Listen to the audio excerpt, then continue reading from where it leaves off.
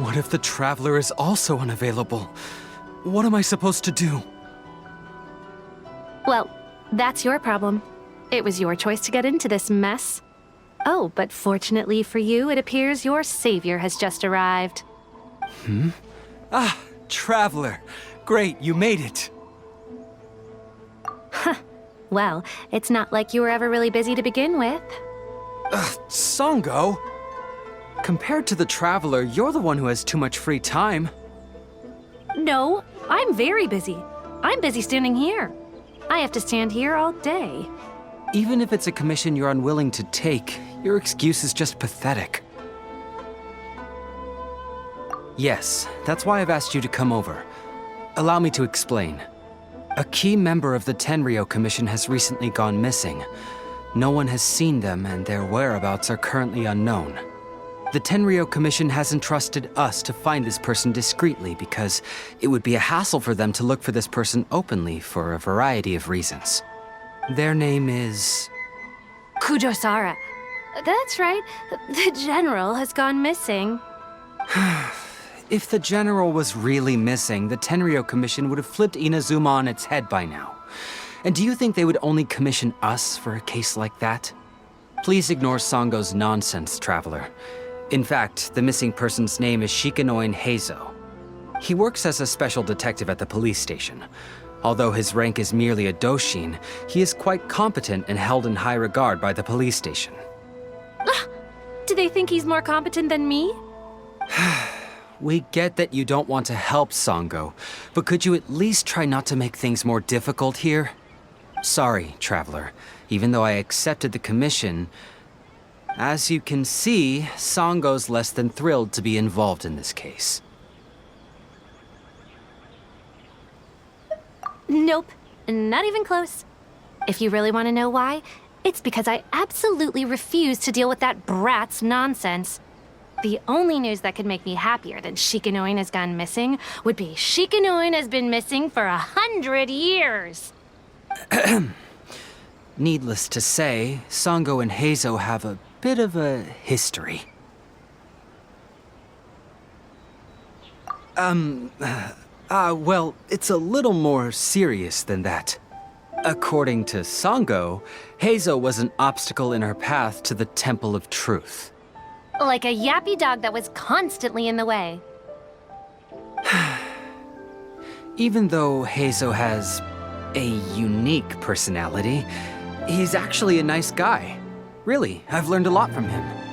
So I can't just ignore this case, even if Sango doesn't approve. At the very least, I could entrust the commission to someone capable and trustworthy, like you, Traveler.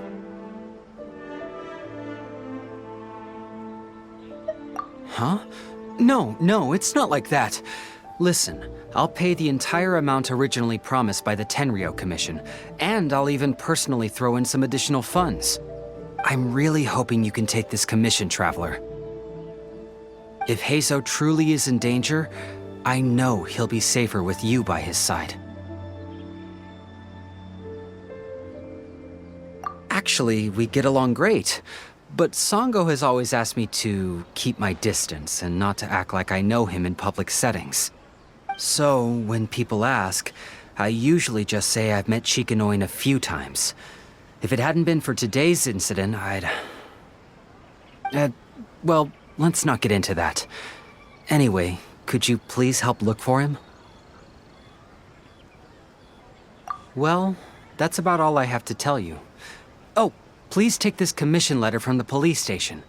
If you find Heizo, return there and report back to them.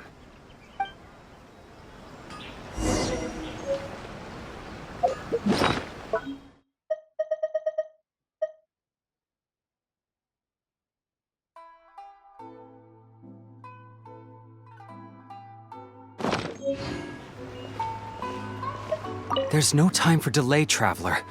Oh, I sure hope Heizo isn't in any danger. Oh, Heizo is quite the lively fellow. He's super talkative, active, and energetic, and he's always on the move. Sango always compares him to a buzzing housefly, which I guess must be because he can accurately sniff out every bad apple in the pile. In which case, Heizo isn't just some ordinary housefly, he's like the ace of flies. Even with his nose plugged, eyes blindfolded, and ears covered, Heizo could still pinpoint the bad apples. His skills are amazing. It's almost as if he relies on something other than just his five senses. You know, like a sixth sense. Or maybe it's pure intuition? Or he has divine favor? It's gotta be something like that.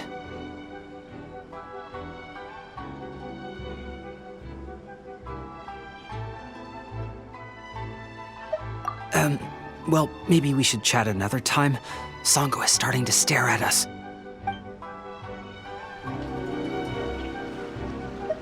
You still haven't left yet, so perhaps you've changed your mind about looking for Heizo, huh? That would be best. Take it from me. Getting involved with that guy is never a good idea. Let me put it this way. It wouldn't bother me at all if he disappeared forever. That's my issue. Don't give me that look. Everyone's allowed to have a few people they can't stand, right? In any case, I guess you should get moving before the Shikanoing causes too much trouble. By the way, if you do happen to come across any signs of a most unfortunate demise, be sure to notify me. It'll bring me great joy.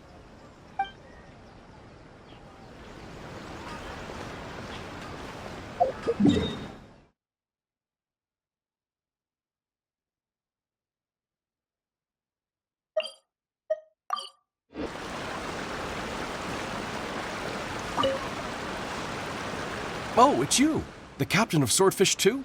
My name is Shibata. I'm in charge of the watch here. May I inquire as to what the captain needs?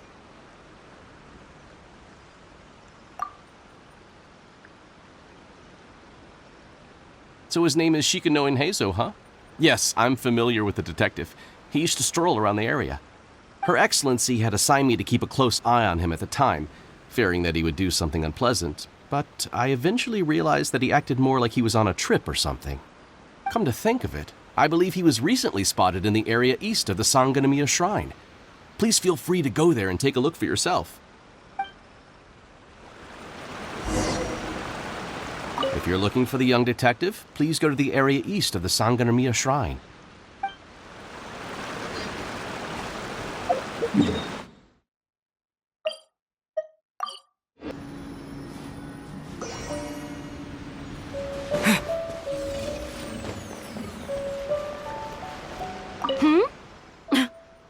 Didn't you go looking for that brat Shikanoing? Investigate? Why would I come to investigate his nonsense? I was tired of staying in town, so I decided to go out for a walk. So get out of my hair and go back to whatever you were doing.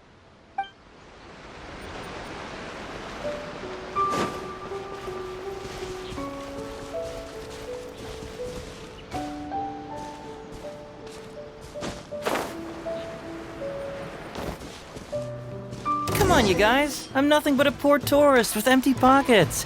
Please, you can just let me go. Shut up and stay put.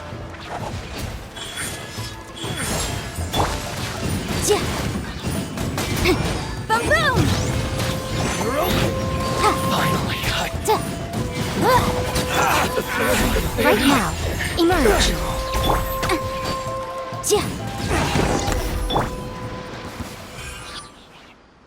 Well, well, look who it is. I was wondering who could be valiant enough to wipe the floor with these guys so easily. Turns out it was the distinguished traveler. Really, I can't thank you enough. Of course I was aware of you long before you arrived in Inazuma. Though the Sakoku decree managed to keep the country locked up, it wasn't able to stop the incredible stories about you. Every day, all of those little stories would come scurrying over to my desk, like files with little feet. I was actually thinking about going to meet you once I wrapped up the business at hand. Who would have guessed that you'd show up first? I got so excited I nearly forgot to introduce myself. Ahem. The name's Shikanoin Heizo, Special Detective of the Tenryou Commission. It's a pleasure to meet you, traveler. I wish you all the best on your journey through Teyvat, by the way. Huh. I guess that means I've taken over as the main character in your story today. I've always heard that you take commissions from all kinds of people, helping everyone out with everything you can imagine. So now it's my turn to take your help, huh? Don't mind if I do. That was already obvious to me. It's no coincidence that you've arrived here. Because that would be the stuff of an epic novel.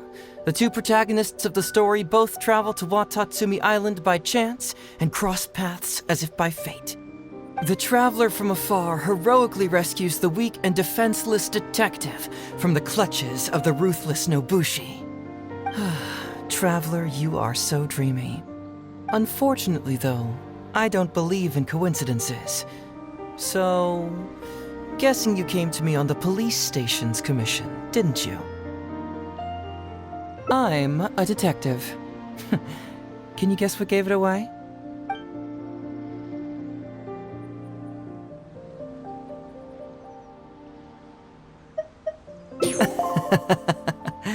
Sounds like you already have some ideas about the work of a detective. Let me ask you this. What's that your little sidekick is holding? If I'm not mistaken, it's a commission letter from the police station. What? Paimon's just here to take a look. And hey, who are you calling a little sidekick? Paimon was worried he might be in danger, so Paimon came to help. Why are you two staring at Paimon? Is Paimon not supposed to be here? Yeah, I'm also just taking a look. He can look, but you can't. Oh, come on. Don't be like that. After all, this is the first time I've seen a voice. I must admit, I'm most intrigued. Huh? Voice? What are you talking about? A vision is an external magical focus, right? Well, similarly, a voice is an external voice box. I've heard that the Traveler isn't very talkative, but given how chatty you are, you must be his voice, right? That sounds awful! Paimon's not somebody's voice! Paimon's emergency food! Wait! Oh, Paimon's so upset she can't think straight! Paimon is Paimon! How dare you give Paimon such a terrible nickname? We came here to rescue you, but you actually opened the cage yourself. You were only pretending to be captured by the Nobushi, weren't you? Pretty suspicious if you ask Paimon. Come out with it, mister. What kind of schemes are you up to? Sheesh. For someone who says they don't want to be a voice, you sure do talk a lot.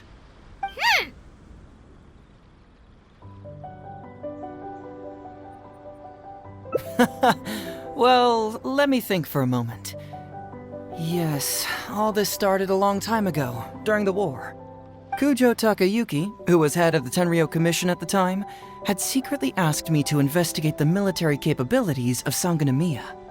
But I had already grown tired of the guy for a while, so I simply treated the trip as a paid vacation. I had heard that Watatsumi Island is really beautiful. As for the mission, I thought I'd just come up with some random excuses or whatever when I reported back. But guess what? The first night I arrived on Watatsumi Island, I had a dream. The dream contained only one message, an echo resounding from the depths of the earth that kept ringing in my ears, saying,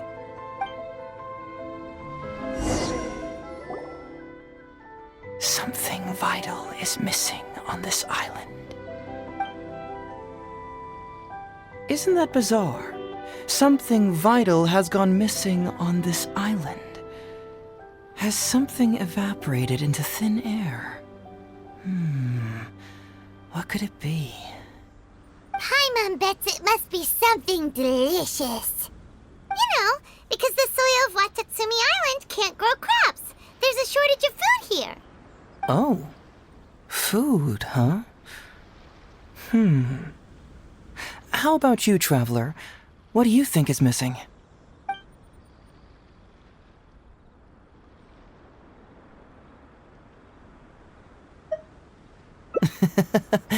Perhaps Watatsumi Island doesn't value your little partner as much as you do. Well, as long as the Traveler still appreciates Paimon, then that's fine.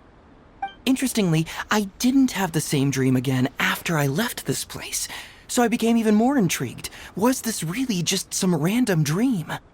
Some people believe that dreams represent the Divine's helping hand, which I suppose is understandable.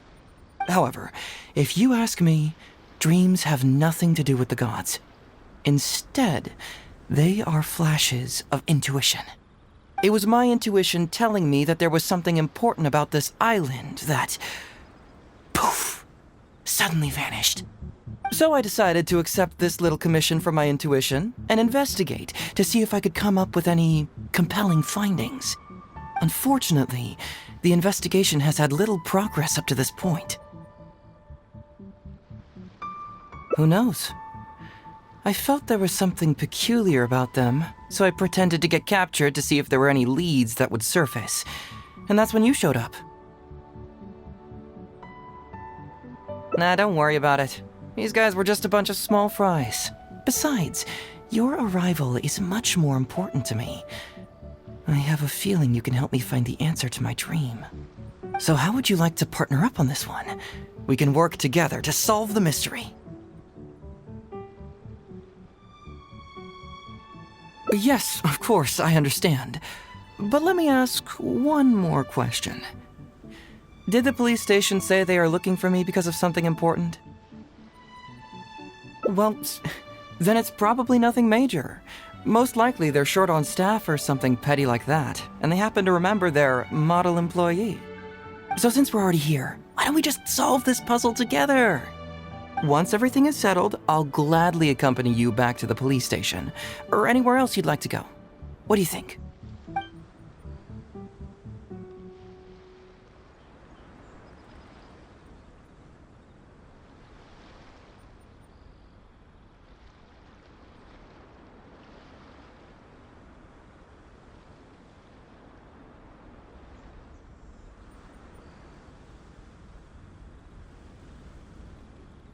You really care about others, don't you? You'll make an excellent partner. Well, let's get started, shall we? First, we can search the camp for clues.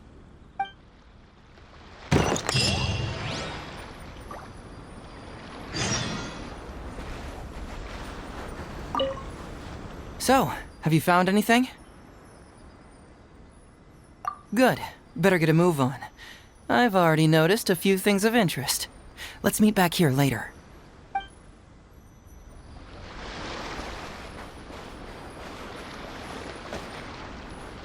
Ooh, what's the shiny thing? Oh, it's a Sango Pearl!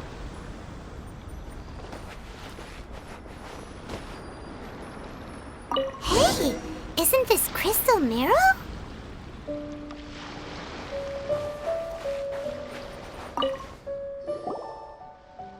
So, have you found anything?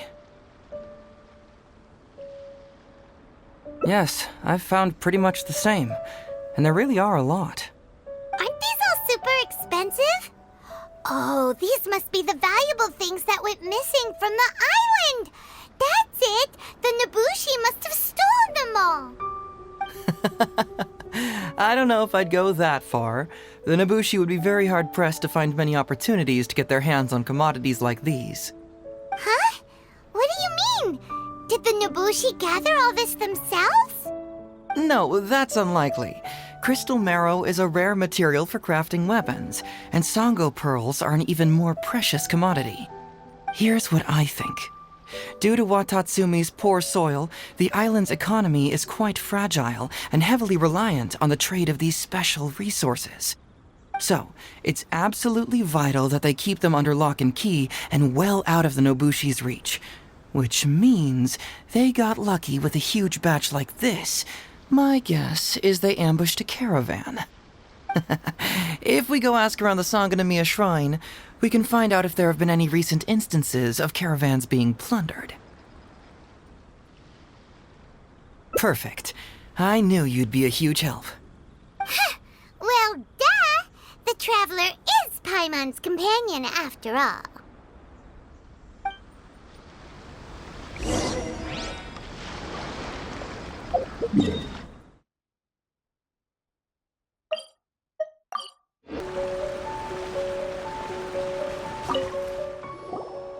Captain, I see you found the detective. Watatsumi Island sure is a beautiful place. I don't think I could ever leave. You can stay as long as you like, granted you don't cause any trouble, that is. Her Excellency has stated that all friendly visitors are welcome.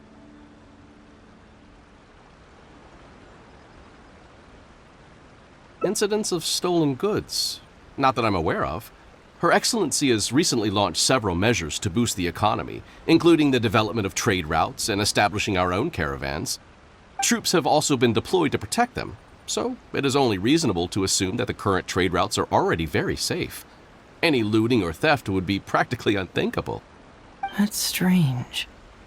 Then where did the Nobushi get those goods from? Huh? You mean you found goods of unknown origin? Yep, and it's all Sango pearls and crystal marrow, so we know it's local. Could there have really been a theft that hasn't been reported? That shouldn't be the case. Well, perhaps you could go ask Todoroki. He's responsible for the caravans and is usually in the village at night preparing the goods. If something has happened, he should know about it. Great. Thank you for all the info. Let's go. Hey, Traveler! It's been a while. I've missed you. Why didn't you inform me that you'd be coming over today? General Goro. You're dismissed, Shibata. You may go about your other duties while I catch up with the Traveler. Yes, General Goro. I overheard you discussing a case of stolen goods. Is that right? That's right!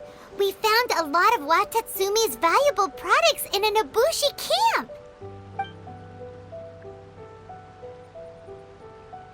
I see. So you've come to ask if we know of any relevant cases. Well, I'm ashamed to say that, yes, the caravans have been plundered. And not just once, I'm afraid. We had already dispatched additional forces to protect the caravans, yet the crooks still managed to get away with the goods. And you're concerned that if this kind of news were to get out, it would undermine the confidence of other caravans. So you didn't make it public, and instead kept the news to only a select few. That's correct. I never expected you to be so concerned about Watatsumi's affairs, Detective Heizo. Just a force of habit, really. As a detective, I notice these kinds of things. Oh, so you two already know each other? Actually, I've only heard of Detective Heizo from the soldiers' reports. We've never met in person. Darn it. You're right. Now that you mention it, I've been on Watatsumi Island all this time and still haven't properly introduced myself. Man alive, please forgive me. It's a pleasure to meet you, General Goro. I'm Shikanoin Heizo of the Tenryo Commission. Yes, it's a pleasure to meet you too. I'd like to express my gratitude to you for stepping in and helping recover those goods. Don't mention it. You never know what you'll find when you're out for a stroll. But if the source of the problem is not addressed, I'm afraid this sort of situation will continue cropping up for you. Yes, of course. Not only have we reassured the affected caravans, but we also dispatched personnel to investigate the culprits. The reports indicated that the stolen goods were being delivered to a merchant of the International Trade Association named Godot. It all seems pretty unusual. We suspect that there are bigger players behind Godot, and that their target is none other than Watatsumi Island's valuable resources. But unfortunately, it would be difficult for us to investigate further, given that... Given that Rito, the island where the International Trade Association is located, is not part of your territory, yes. They have cleverly picked their base of operations. I can see you catch on quickly, Detective Heizo. It's my guess that you're telling us this because you're going to ask us to assist you in finding who's behind all this, right? You're always thinking one step ahead. Yes, those were exactly my intentions. And of course, we will prepare a generous reward for you. The recent end of the war, trade and commerce have now become an important component of Watatsumi Island's development. Ensuring safety of the trade routes is critical, and we can't afford any further incidents. So, will you please help Watatsumi Island, Detective Heizo? I'm willing to assist, but it all depends on what he wishes.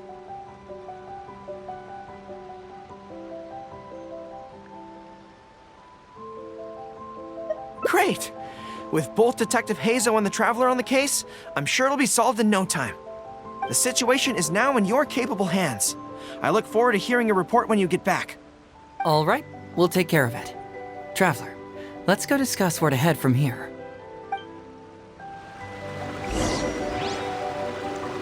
Exercise caution when traveling to Rito. If you come across any unexpected dangers, retreat first. Your safety is the priority. You must approach this issue with a long-term strategy in mind.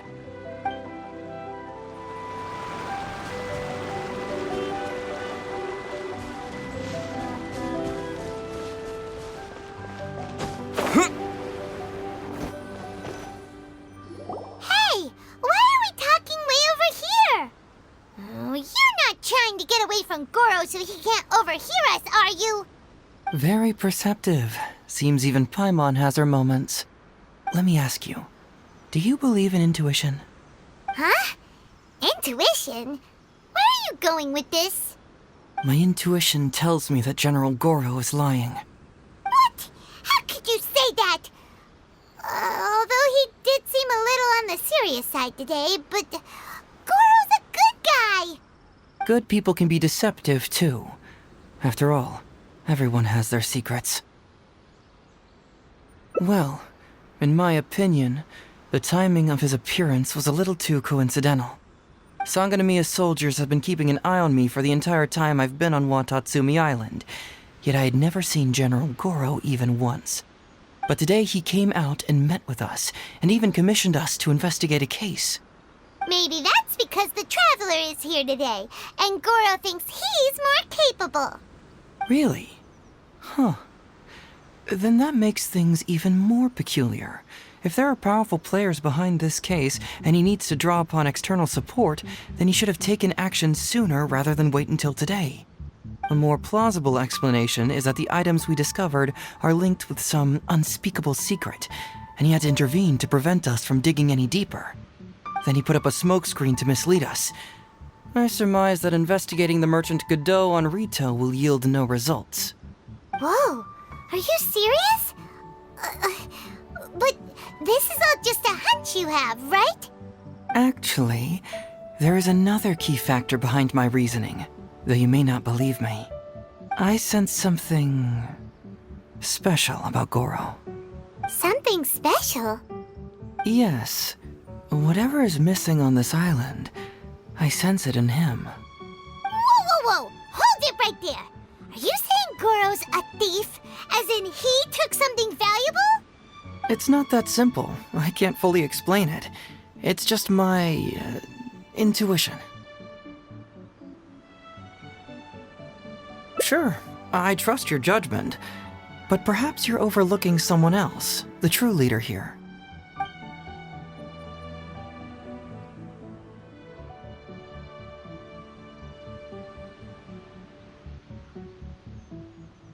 It's simple. We should just investigate whatever it is they're trying to hide from us. And what were we planning to do just before Goro showed up? Oh, we were going to talk to the leader of the caravans. Yeah, someone named Todoroki. Bingo. There's no time to lose. Let's go talk to this Todoroki.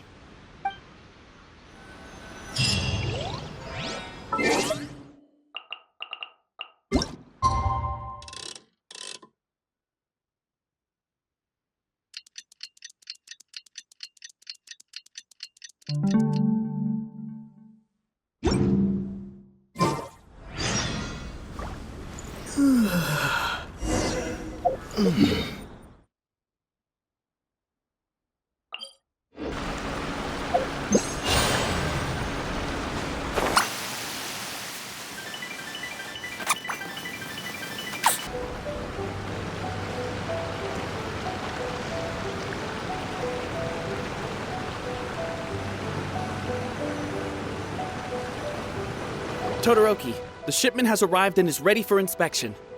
Good, let's go. Hey, it's Todoroki! Shh, keep quiet.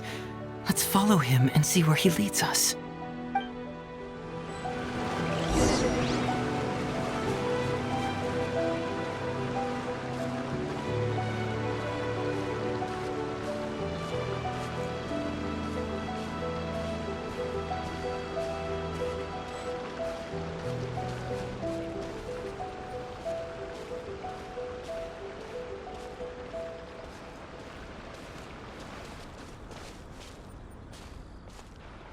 Your intel was spot on. When we arrived, the Nobushi were all still asleep. We captured them all, and the goods were retrieved and brought back here. I'll take a look. Everything seems in order. Good work. It's nothing. Thanks to the efforts of your caravan, the price of grain in the village has decreased. That's right. And who would have thought that the injuries we sustained during the war would have such a lingering effect on our bodies? But thankfully, you also brought back some life-saving medicine.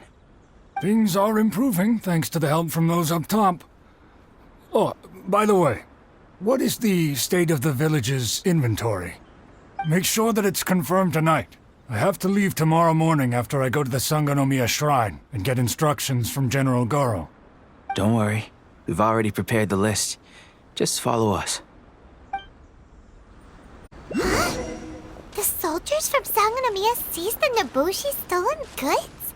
But didn't Goro say all the stolen goods were headed to the International Trade Association? And Todoroki said he'll get instructions from Goro tomorrow. Interesting. It appears these seized goods were never stolen. There's something else behind all this. Now's our chance to look around and see if we can find any leads. Alright, let's see what we can come up with here. Glaze lilies? What are these doing here? Shouldn't it be crystal marrow or something?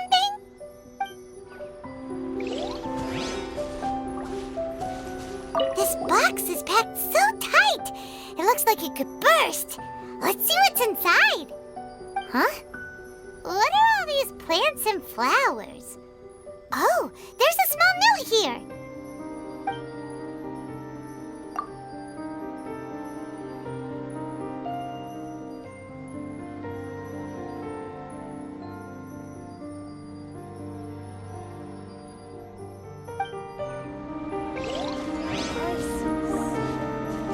Whoa!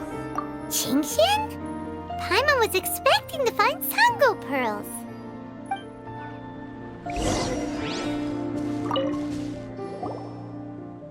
So, did you find anything? Wow! Look at all the Qingxian! And glaze lilies too! There are also tons of other plants and flowers Paimon doesn't know here. Weird. These are valuable raw ingredients for producing medicine. If these few crates were to be imported from Rito, the price would be jaw-dropping. On top of that, these items seem to lack a tax clearance certificate, meaning that they were most likely smuggled. Yes, very interesting. Now, where did the Nobushi get these goods? How about you? Did you find anything else?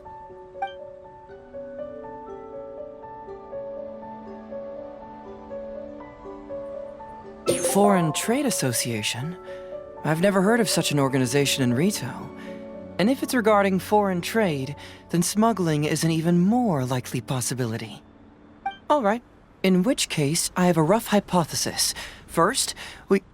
Huh? Who goes there? Oh no! We've been spotted! Huh? Wait, Captain? Is that you? Oh, so it's you, Captain. You had me worried there. We almost mistook you for bandits. Captain, do you remember us? During the war, I was in the field hospital with Masashi. Teppei brought you to see us and helped find medicine for us. Hey, come on now. The captain wouldn't forget. I gotta tell you, Captain, we all miss you. We haven't seen you ever since the end of the war. When we heard that you were coming here, we just assumed you were only going to see General Goro and Her Excellency. The guys are all really hoping to see you. We're fine. You don't have to worry about us, Captain. No, you're not fine. Captain, you may not be aware, but Masashi previously fainted on the front lines. The doctor thought that it might be a neurological condition caused by overstimulated emotions. It's pretty serious. According to the doctor, if it hadn't been for the medication he's been taking, he would have developed dementia. And that was assuming the best case scenario. You're one to talk. Don't forget why I fainted in the first place. It's because I heard that you got yourself killed by an arrow. I couldn't handle all the emotion. Later, I found out that he'd been shot in the buttocks and it was only a mild injury. I had an emotional breakdown for nothing. What do you mean for nothing? I got shot not by one, but 2 arrows in a row. The first arrow was to the left cheek, and the second arrow was also to the left. And because the arrows were poisonous, the wound still hasn't completely healed yet. I have to apply ointment every day, and I'm constantly worried it might reopen while I sleep. Look on the bright side. At least we're still alive. Yeah, I suppose you're right. But enough about us. What brings you here, Captain? These goods were all seized from the hands of Nobushi and treasure hoarders. Todoroki was the one who provided us with the intel. He mentioned there were bandits here and there, so we went and took care of them while also confiscating the goods. By the way, Captain, you still haven't met Todoroki, have you? He's the one we're working for now. Her Excellency recently announced plans to stimulate the economy and created the caravans, with Todoroki at the helm. Yeah, he's proven to be quite capable. Even though he was just a farmer before, he's now successfully running the caravans. And his 2 sons were also our brothers in arms. Both received a special medal of honor from General Goro, which is quite remarkable, don't you think? So, as injured veterans, we've been reassigned to Todoroki.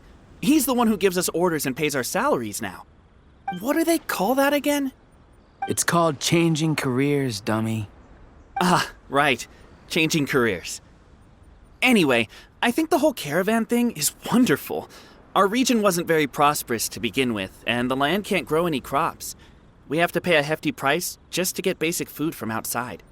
I can't even imagine trying to maintain and feed an army like we did during the war. I see. I think I understand the general situation now. May I ask where the apprehended criminals are? And you are? Ah, I see. The captain's friend. It should be okay to tell you then. We apprehended all the culprits and escorted them to a temporary location not far from here. Unfortunately, Masashi and I have other duties tonight and won't be able to take you there. Why don't you wait for a moment and I'll find someone else to show you the way.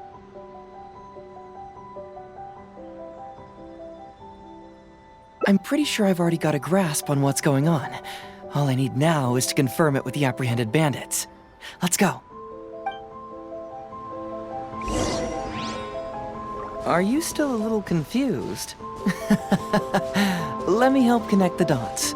This whole thing was actually quite similar to a case I once worked on previously. It was a case involving the trade of prohibited items, and they employed an old trick to execute the deal. The culprit would first go strolling down the street until they knocked over a pedestrian on purpose, using the opportunity to slip the prohibited goods into the unknowing pedestrian's pocket. Once the intended recipient got word of it, they would find an excuse to harass the same pedestrian before stealing the goods from the pocket. The pedestrian had no idea what happened from start to finish, and unknowingly functioned as a middleman. So, can you guess who the middleman was in this case?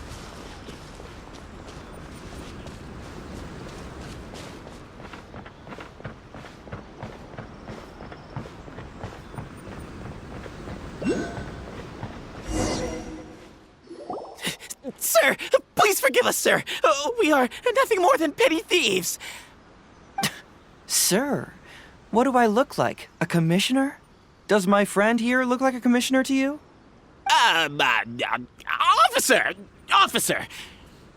First, I'm gonna need to ask you a few questions. Sure.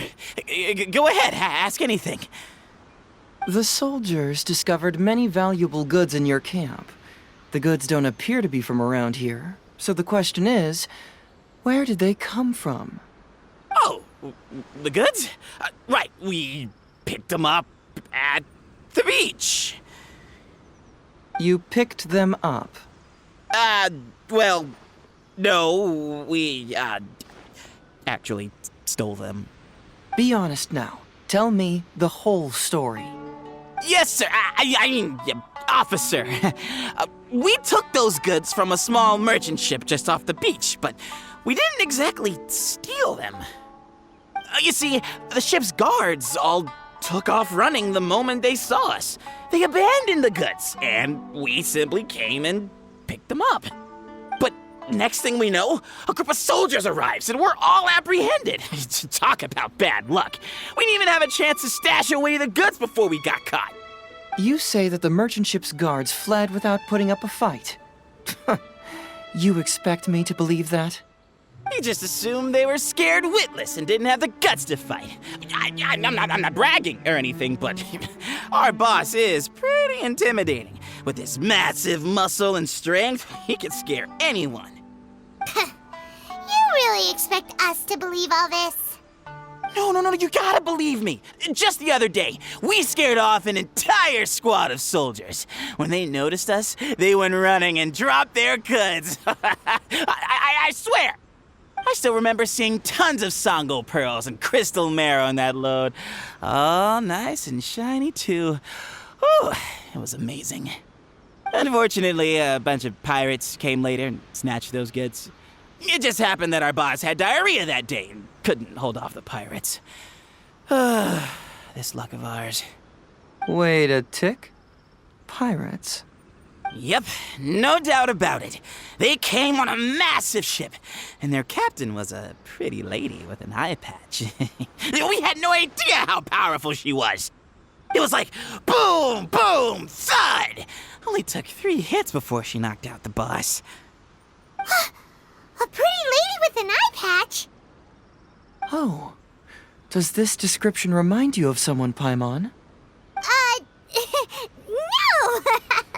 Doesn't remind Paimon of anyone. Okay. And how about you?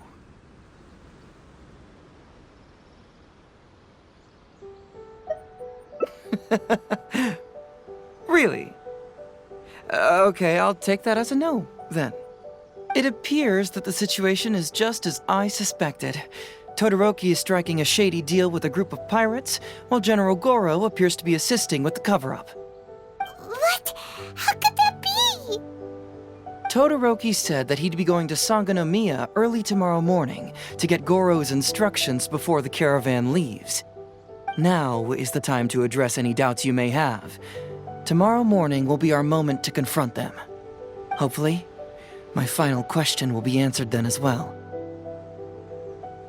The question of what important thing this island is missing.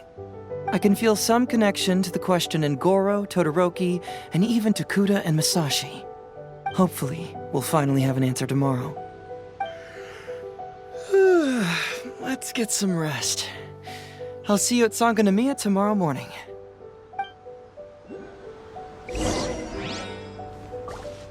Oh, officer, don't forget to tell the officials how cooperative we've been. Please put in a good word for us.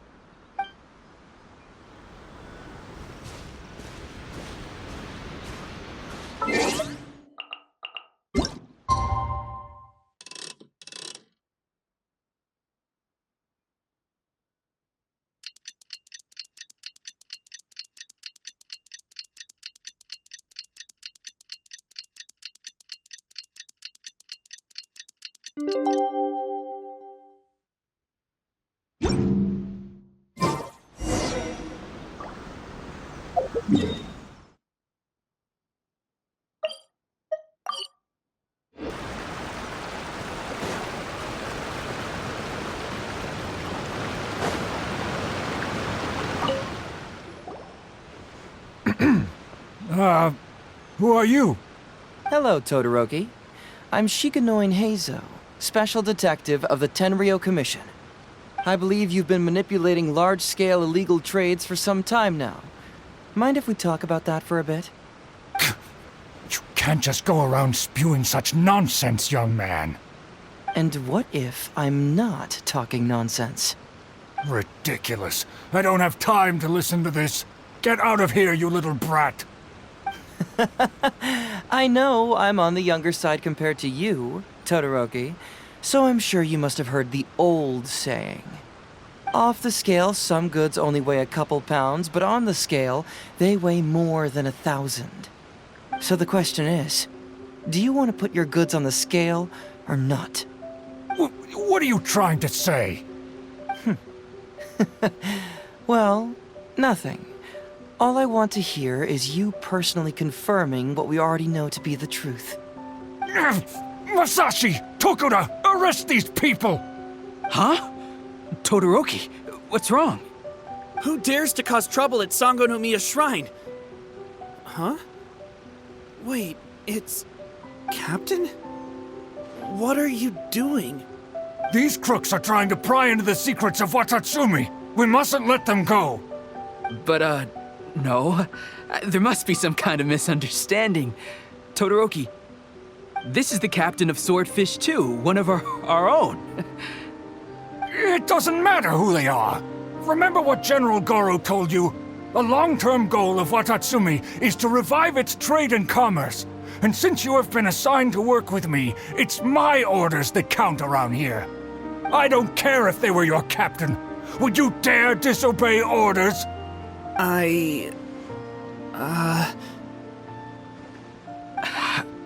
What do we do? Well, what are you waiting for? All right, I see how it is. If you two won't do it, I will. I really hoped it wouldn't come to this.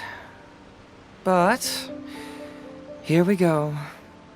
Wait! Everyone, stand down! General Goro! You're here. My apologies. Traveler, Detective Heizo. I wasn't telling you the truth. Todoroki, the Traveler here is the hero who saved Watatsumi Island. Without him, Watatsumi Island would never have found the peace it has today. We mustn't raise our weapons against him. How could you be so naive, General Goro? If we let them go free, then who's to say the Shogunate won't come after us tomorrow? If the Shogunate decides to investigate, we won't be able to hide the truth. I wouldn't allow them to take you, Todoroki. Let's not kid ourselves. If going to jail could solve the problem, I would go and turn myself into the Tenryou Commission right now. The question is, what are we going to do with the goods? Will you be able to keep them? Not to mention the chance of astronomical fines. Can you afford that? Goro, we both know that Watatsumi Island is a barren land. Plant 100 radishes here and maybe only 3 would grow. And those 3 combined would still be smaller than just 1 carrot imported from elsewhere. You can't grow food or medicinal herbs here, and if we buy them from Rito, we pay exorbitant taxes. My eldest son died fighting on the battlefield. But do you know how my second son died? He died because there was no medicine to treat him. You awarded both of them medals of honor, but did that save their lives? Can medals heal Tokuda and Masashi's wounds? No. It was the medicine that I got that saved their lives. If we detain them today, the Shogunate will never know what we've done. Besides, we're only a few months away now. We will set them free once the new bill is passed in just a few months, and everything will be okay. None of what happened here will be mentioned again, and life on Watatsumi Island will continue to improve. I understand, Todoroki, but they won't... I can trust the Traveler won't, but the detective here is a Tenryou Commission officer. Forget it. You're the general. I'm just a radish farmer.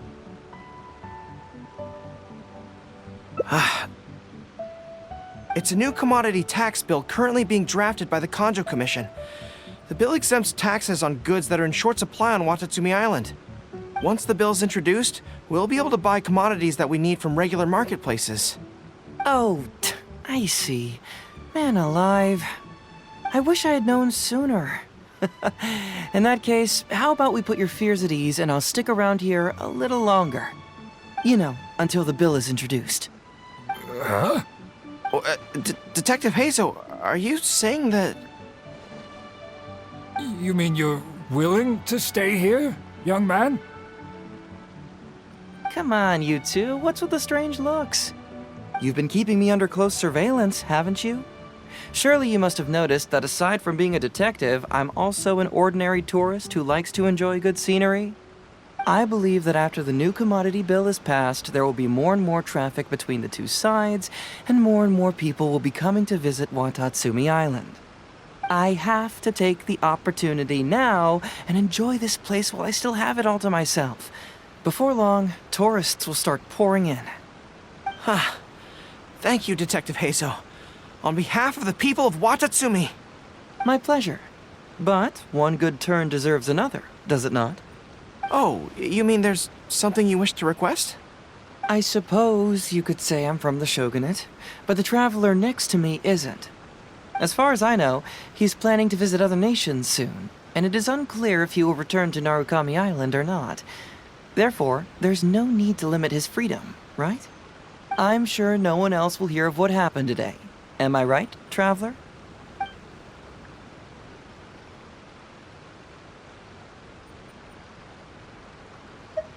Well, it's settled then.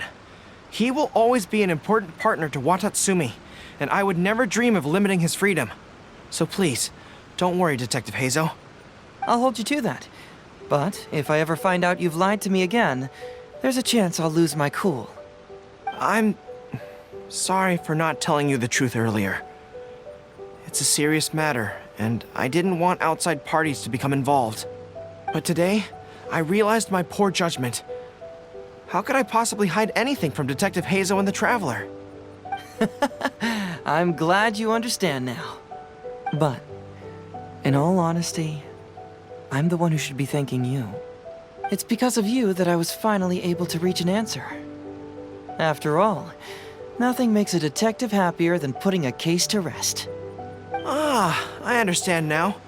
You really are an interesting person, Detective Heizo. No, I'm afraid you don't quite get what I mean. I'm sorry? Wait! Paimon gets this one! It's the answer to your question, right? The one about the thing you sensed coming from Goro and the others. Now you figured it out!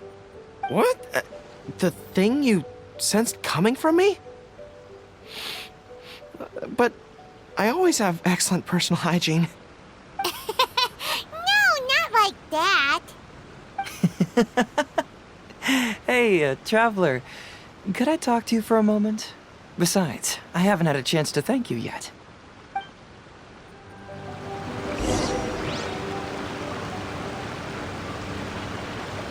I apologize again for not being completely honest with you. I truly am sorry, but I had to do it.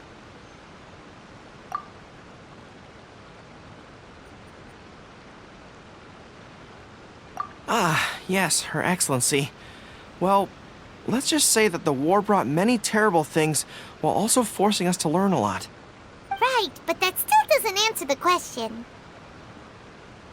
Well, aren't you curious about who's been pushing for the new commodity bill? It certainly isn't the Kanjo Commission, because it doesn't immediately benefit them.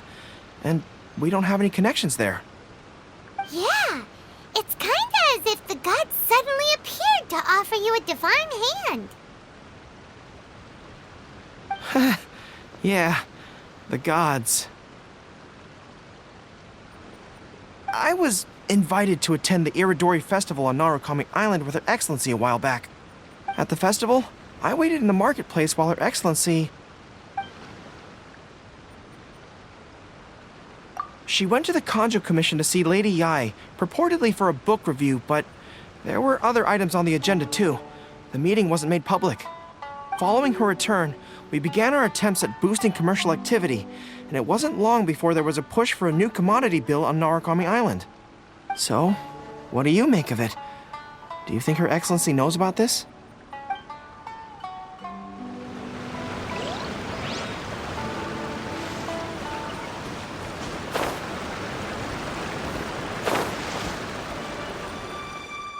Hey, there you are. Come here, look. It's beautiful, isn't it? Watatsumi Island. It's remarkable how such a barren land can give life to such wonderful and stunning scenery. To be honest, I am grateful to you for this trip. Before you arrived, I was running around like a headless chicken. Even if I happened to find out what was going on here, I wouldn't have been able to uncover any concrete information without you present. I'm just sorry that I promised I'd accompany you back. it appears that I won't be able to do so for the time being. So please, cover for me in the meantime, okay?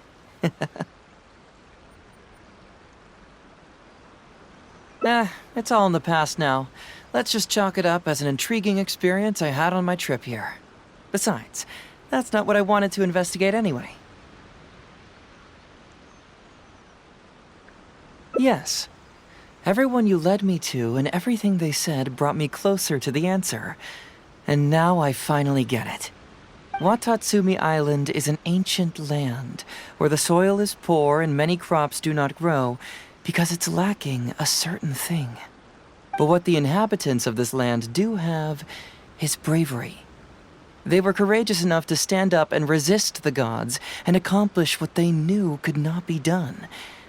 This is yet another instance in which that certain thing shines. That missing element.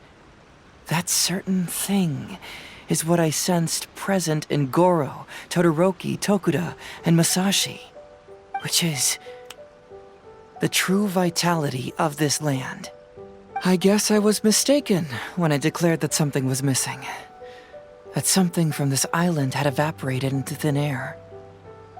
Because even something that evaporates is not gone. It's still there, just in a different state of being. When water is heated by fire, it evaporates and eventually finds its place in the sky. Similarly, when the land was harmed, its vitality evaporated and eventually found its place among the inhabitants.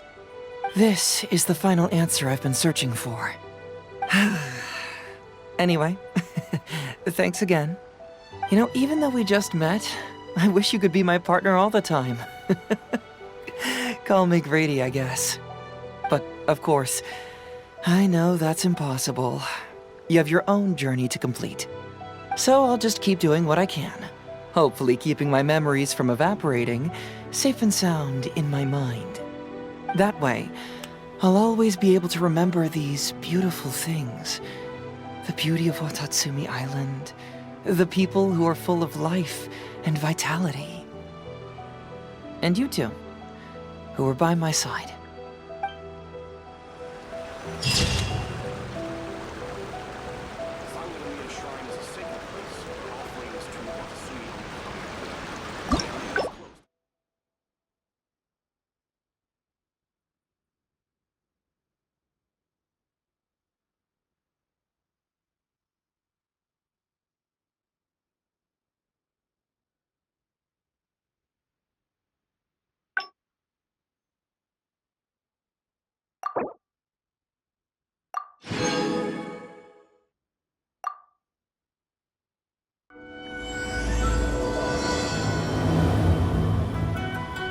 Yes, of course, I understand. But let me ask one more question. Did the police station say they are looking for me because of something important? Well, then it's probably nothing major. Most likely they're short on staff or something petty like that, and they happen to remember their model employee. So since we're already here, why don't we just solve this puzzle together? Once everything is settled, I'll gladly accompany you back to the police station, or anywhere else you'd like to go. What do you think?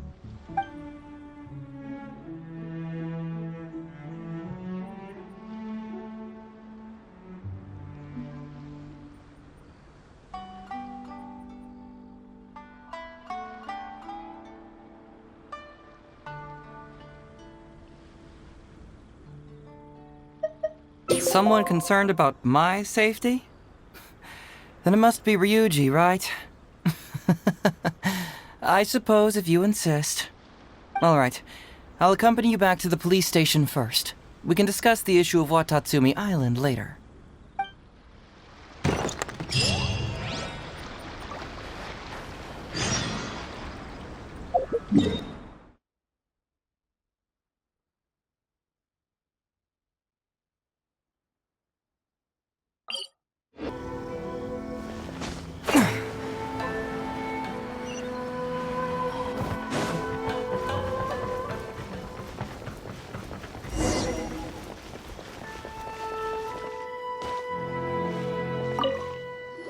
Oh, look who showed up. Heizo, you're finally back. Listen, if you took any longer to come back, everyone at the police station would be toast. You say that every time I come back, Uesugi. However, something does feel a little unusual about the police station this time. Come on, would I ever lie to you? Madame Kujo-Sara is here and she's on the warpath, so be on the lookout. What's that lady doing here? Doshin Shikanoin, I see you finally returned. Please, enlighten us. What have you been doing recently? Okay. I was just out investigating a case. Don't give me that. I checked the records here. You didn't take any cases. Actually, it's a case of personal relevance to me. These two can attest to that. Traveler? Paimon, what are you two doing here? We're the ones who brought Hazel back. Brought him back? Can someone please explain? Well, Madame Kujo-Sara, because we couldn't locate Doshin Shikanoin, we commissioned Detective Ryuji from the detective agency. Shortly after, Ryuji returned to tell us, that he had given the commission to the Traveler, and then... It used to be that the Tenryo Commission assisted others with disappearances, but it seems these days others are now assisting us. You've done it this time, Shikanoin. I think I've really seen it all. I mean, is it really so unusual for officers and citizens to assist one another? Yeah, it was kind of weird, but it was definitely an investigation. He even pretended to be captured by Nobushi and treasure hoarders. Oh? Is that so? Well, since you were testifying for him, I suppose I won't ask any more questions. But since you're here, I have an extra favor to ask. I'd like you to be Shikanoin's temporary supervisor. It'll be your duty to ensure that he handles his case properly, and that he doesn't disappear and neglect his work again. I'll be sure that the police station prepares the appropriate compensation. Oh, yes, Traveler, I'm sure we'd all really appreciate it.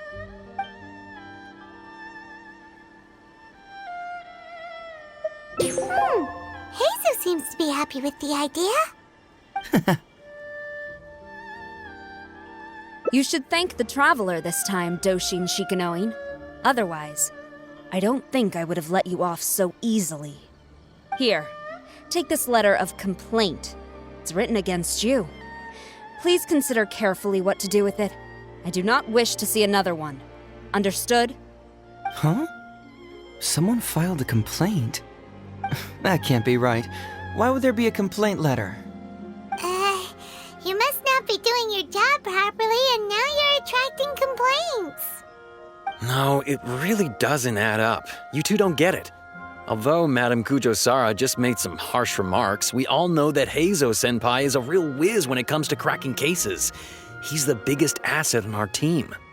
Several leaders have risen through the ranks as a result of his achievements. He's definitely no slacker. Then he must have gotten himself into some kind of trouble. Well, let me see what's the deal here. Oh, and since you agreed to be my temporary supervisor, you'll find the desk where new case files are kept right over there. Would you mind helping me check what cases I need to deal with?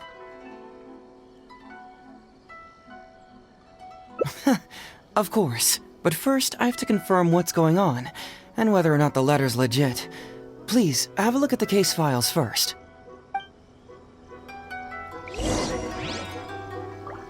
This is quite unusual. Who could possibly lodge a complaint against Heizo? It's not easy being a Doshin.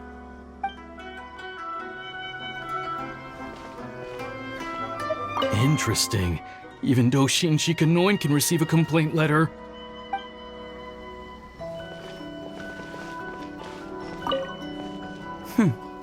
Let's see who's complaining about me here.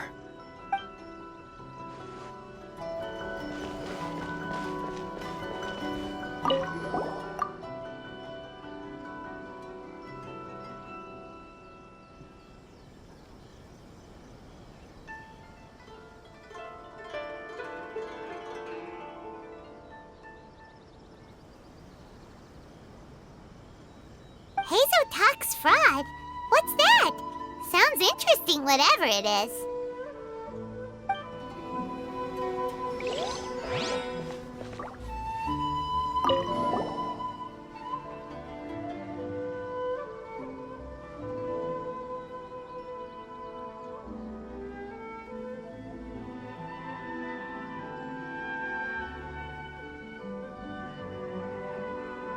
Who would give a dog such a strange name?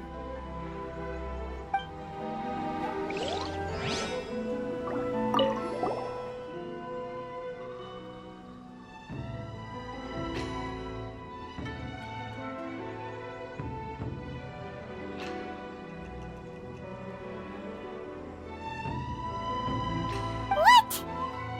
Not him again.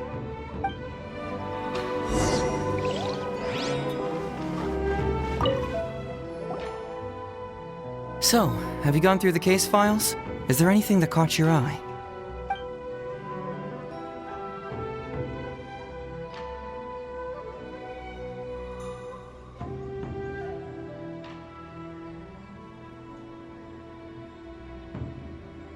Oh, have they approved it already? Huh.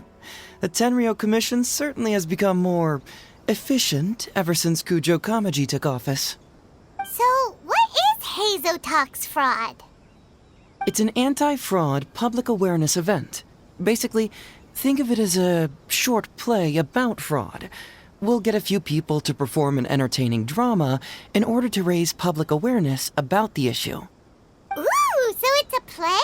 Paimon likes the sound of that.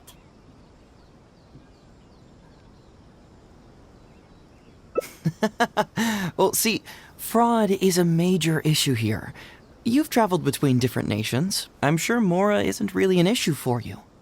You have to understand that scamming the poor of their money is essentially robbing them of their lives. Left unchecked, the situation could potentially deteriorate into something more serious. That makes sense. But will putting on a performance really work? It's hard to say. Preventing crimes is more difficult than solving them, there's no doubt about that, but prevention is also a more worthwhile cause. Maybe only a small number of people who attend the event will ever actually encounter a scam artist. And even then, of the handful of attendees who encounter said scam artist, I doubt many of them will be able to see through the scammer's ruse. But if even only one person escapes the clutches of a scam artist because of my event, then I'm willing to put on this play for that person. All right, count us in. Today we are the anti-fraud messengers. Great. First, we need 3 actors, 2 to play the scam artists and 1 to play the victim. I already have a couple candidates in mind for the roles of the scam artists, so come with me to the Grand Narukami Shrine.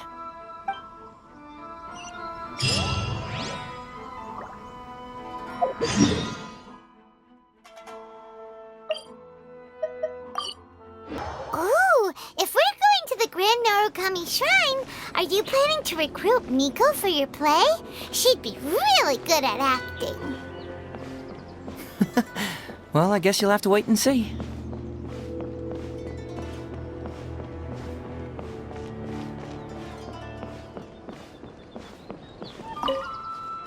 Hazo, what are you doing here, you little brat?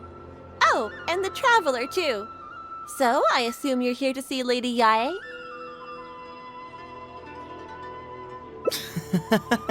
Hey, come on, cuz. Maybe I'm just here to see you. Don't play your little games with me. If the Traveler isn't looking for Lady Yae, then you must be here looking for Etsu, right? You still know me best, cuz.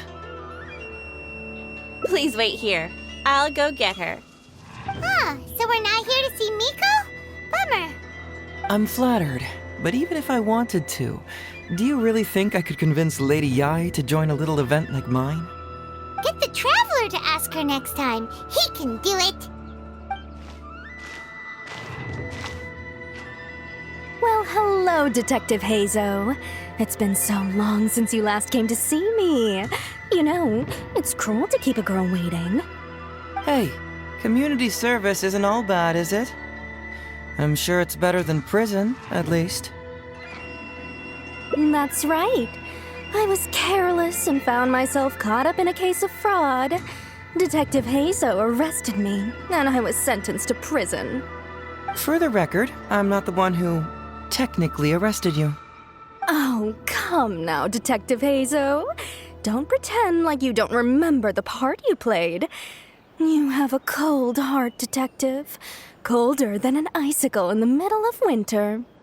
How would those Doshin have nabbed me if you hadn't provided evidence of my involvement and whereabouts, They were so bland and functional. Not like you, Detective. When you took me down, you knew exactly what you were doing. So, how did you end up here at the Shrine? I'm here doing community service, of course. After all the information Detective Heizo managed to squeeze out of me, he promised to help secure a reduced sentence from the court. But in the end, they hardly reduced my sentence at all. Even after serving a lengthy prison term, I am still required to perform community service. I have to spend the entire day sweeping leaves or wiping floors. Just look at what the work has done to my soft and delicate hands. So, don't believe a word that comes out of his mouth. I helped you get community service because you were credited with assisting the investigation. But if you find it too exhausting, I can always send you back to prison again. Oh, come on, Detective Heizo. Now you're just toying with me. Don't give me that. Listen, I'd like to invite you to the anti-fraud event I mentioned last time. It's tomorrow night, and you'll be a VIP guest. Let's see. Appearing in the event would be equivalent to, 5 days of community service? How does that sound? Only 5 days? That's hardly anything. 5 days not enough? Okay. How about 4 days? Hey! That's a day less than what you just promised me, Detective Heizo. Oh, my mistake. 3 days. All right, I'll go. Just stop playing with my heart. And may I ask, will they also be coming as a guest tomorrow night? No wonder you're treating me so coldly today, Detective Heizo. Looks like you found someone else to keep you company. And what a charmer they are. I get what you see in them. I mean, you'd have to be blind not to. Etsu, now's not the time. If I hear you talking like that to my friend again, I'll make your community service even more unpleasant than your time in prison. Oh, I'm so sorry. I had no idea they were your friend. Really. Well, now you do. Just be sure you're ready tomorrow. I'll send you the location, time of the event, and the script, so don't be late. All right, on to our next candidate. He should be in town right about now.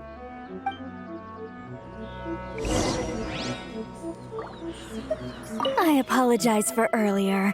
I don't know what came over me. Oh, Detective Heizo? He can't stand people like me, I'm sure of it.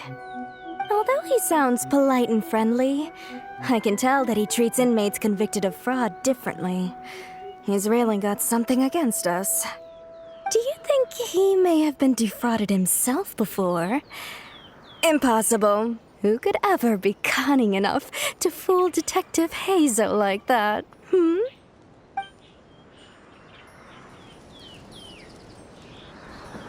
Hello there, traveler. I must apologize for my cousin. He must have been causing you all kinds of trouble. He's always been quite a handful. But I promise, he doesn't mean any harm. If he goes too far, please, by all means, put him in his place. And if he dares protest, just tell him he either does as he's told, or he'll have me to answer to.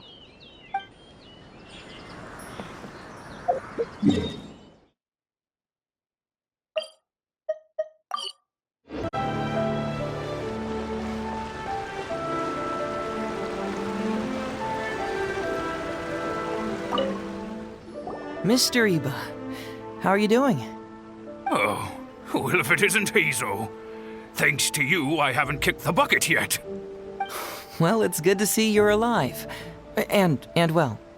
All right, out with it. I know you wouldn't come see me for nothing. I see you're still sharp as ever, Mr. Iba. Look, have you had a chance to think about that anti-fraud event I mentioned to you last time? You can forget it. I'm pushing 71 this year. You think I want to make a fool of myself? Are you sure? You know, this event is very well funded. And now that the Sakoku decree has been repealed, I heard that your granddaughter Kazumi wants to take the chance to travel. If you participate, she can go without worrying about money at all. Huh? How did you know? Sure, I paid a hefty fine at the time, but I can still afford her travels. You're Heizo's colleague, aren't you? How haven't you heard about this? Well, it just so happens that Mr. Iba was a well-known figure in Inazuma back in the day. His Iba Trading Guild was even bigger than the current International Trade Association. Don't bring it up again. If I hadn't been misled by that foreign merchant, I never would have become a commercial scammer. Fortunately, young Heizo here has some respect for the elderly and applied for a probationary sentence. Otherwise, I don't think I would have ever seen the light of day again. Well, if Hazel was so good to you, then you should help him out too. He's not as innocent as he looks, you know. He just knows it's easier to get information when we're chatting outside. Ask him if you don't believe me. Those are some pretty harsh words, Mr. Iba. Anyway, I can't help you with that, event or whatever you call it. Ah, man alive. What should I do now? I already told Kazumi that you'd show up and caution everybody about avoiding fraud. I'm sure it'd be beneficial for everyone, and Kazumi even agreed to come and listen. How can I explain to her that you were too worried about being embarrassed? Oh, she might even think that you feel no remorse at all. You imbecile! You should have told me about this first! Come on now. How could I have known that you'd refuse to participate? Why, you... You sure are a crafty one, just like your father. So you'll join us? What choice do I have? Using my granddaughter to force me into some event. People these days. The world needs you to step up. I will send the time and place of the event as well as the script, so don't forget to prepare. All right, very well. Well then. Now, we only need to find the last person to play the role of the fooled victim. We don't want someone too clever for this role. Otherwise, they'd see right through this ruse and the drama would come to a grinding halt. Not too clever. Oh! Paimon knows the perfect candidate. Oh yeah, I know that guy. I've seen him in the police station a handful of times, though I've never actually spoken to him before. Do you know where we can find him? Well, we did just see a file called The Prince of Mischief in Hanamizaka. That's gotta be Ito. He must be in Hanamizaka. All right then. To Hanamizaka we go. Oh, but knowing his reputation, I'll need to bring a little something along just to guarantee we can secure his participation. You go ahead. I'll catch up.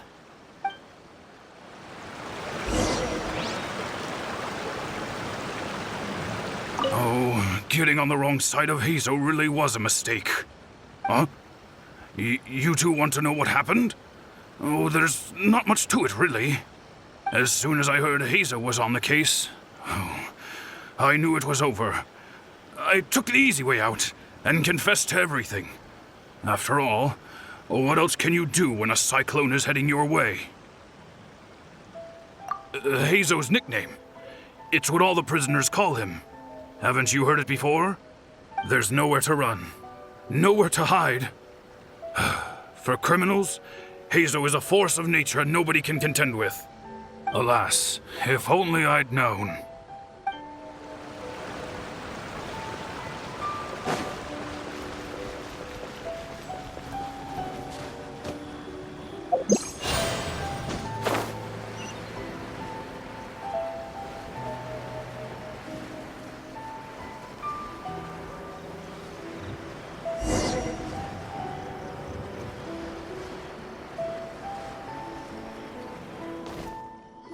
How about that, kiddo? My little Prince of Mischief's got some moves, huh?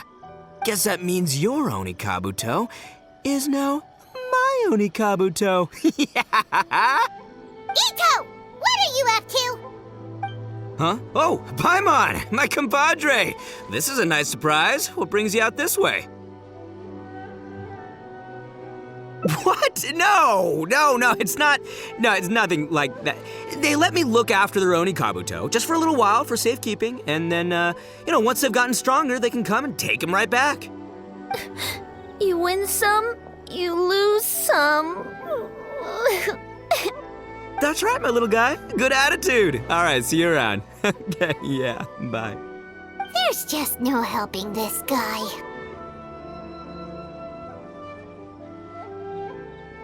Oh, an anti-fraud event? I'll level with you, compadre. I have no idea what that is, but if you want me there, I can think of nowhere I'd rather be. Oh, except that there's this Oni Kabuto Battle Royale tomorrow night that I was planning on going to. Yeah, it's gonna be huge. No holds barred, winner takes home all the Oni Kabuto. And as you can see, my Prince of Mischief has a pretty good chance of winning this thing, so, if it was any other day, you know? Do you think all of those Oni Kabuto together would be a match for my one? Here's a picture. Let me know what you think. Huh? Well, what this... What is this? How'd it get so big? What are you feeding this thing? Look at those beautiful demon stripes, those razor-sharp horns. Is this the fabled Emperor Oni Kabuto? This is a small token we provide for VIPs. If you're willing to attend, then one of these will be yours at the end of the event. Whoa, okay, I'm there. Wait a sec, you look familiar. Who are you anyway? And furthermore, do Oni Kabuto really come in this size? You're not trying to con me, are you? Because the more I think about it, the more I'm inclined to think that you're a contestant in tomorrow night's Oni Kabuto Battle Royale! Yeah, you lost to me in a previous Beetle battle, and now you're trying to get the reigning champ out of the way. Without Prince of Mischief to contend with, you'll be free to sweep in and take all the Oni Kabuto. Am I right or am I right? Nice try, you little punk. 10 out of 10 for the pitch, but you picked the wrong victim. Okay. Then again, consider this. If your Prince of Mischief isn't competing, what's the point of me taking part? After all I'd stand to win is a bunch of puny little larvae. No? Well, you've stumped me there. You are completely right. I can't believe I didn't think of that. Sorry, my bro, my main man, my buddy. I had you all wrong. So, are you sure this guy's our best choice? Yeah, see? He was already wondering if you were trying to con him. Then allow me to introduce myself. I'm Shikanoin Heizo. I've seen you around a few times before at the police station. Huh? Oh, yeah, I remember now. No wonder you looked so familiar. You were that guy who was in for stealing other people's Oni Kabuto, right? Listen, Heizo, hombre, did you apologize to them? You can lose like a man, you can win like a man, but you can never steal like a man. And that's a little Ito nugget. Ito! He works there, for crying out loud! He's not one of your fellow inmates. What? Oh, jeez. What's wrong with me? How could I forget? Of course I know you. I remember you now. For real, this time. You're the guy who sells lavender melons at the station, aren't you? A lavender melon seller? At the police station? Don't be ridiculous! I know what I saw, okay? Several times now I've been sitting there starving in jail when this guy comes and slips me a few lavender melons on the sly. Didn't even want payment. Solid guy. Yeah, that was me. But it was only because your assistant, Kuki Shinobu, asked me to look out for you. What? So Shinobu was behind it? Wait, so, hombre, you're not a lavender melon seller? Look, we're getting hung up on all the wrong details here. The important detail right now is that I am the host of tomorrow night's event.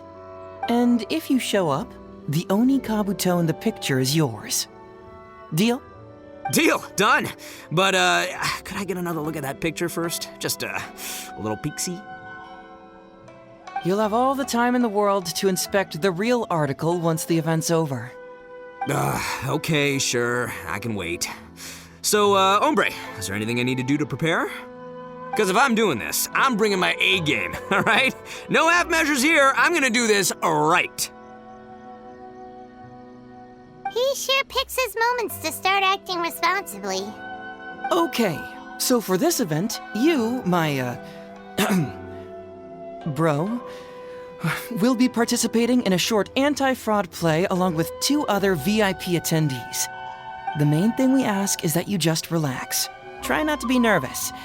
I have the script, right here, if you want to take a... Script? It sounds like someone's never seen the Arataki Gang perform before, huh? Don't you worry, hombre. The Arataki Gang is a little beyond the need for scripts. You'll see, this Oni Kabuto will be well worth your investment. You, don't need a script? Wow, well, now I'm excited. See you there tomorrow night. You bet. I'll be there. I'm gonna tell the gang about this, too. They'll all be there to support us.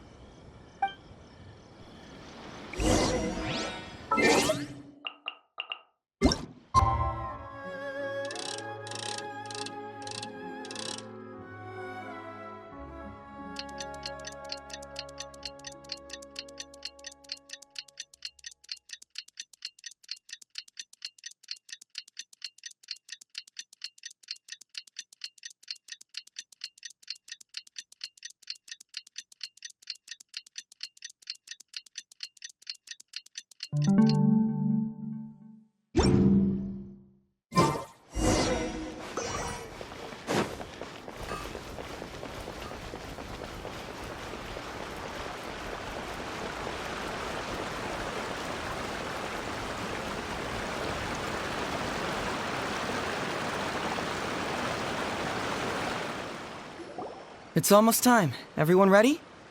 All right, then let's get this show started. Oh, I can't wait, Mr. Heizo. Let's get going, Heizo. Emperor Oni Kabuto, hang in there, Your Highness. I'm coming for you. It takes years to make a fortune, but only a moment to lose it all to a scam artist. Welcome to the first Heizo Talks Fraud. I am your eponymous host, Heizo.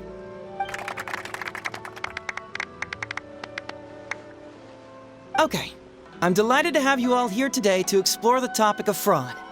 To help everyone avoid becoming the victim of scam artists themselves, we thought we'd invite several VIPs with a lot of experience in this area to perform a little play with an anti-fraud message. Please join me in welcoming to the stage Miss Etsu, Mr. Iba, and the venerable gentleman, Mr. Arataki Ito. Without further ado, let the show begin.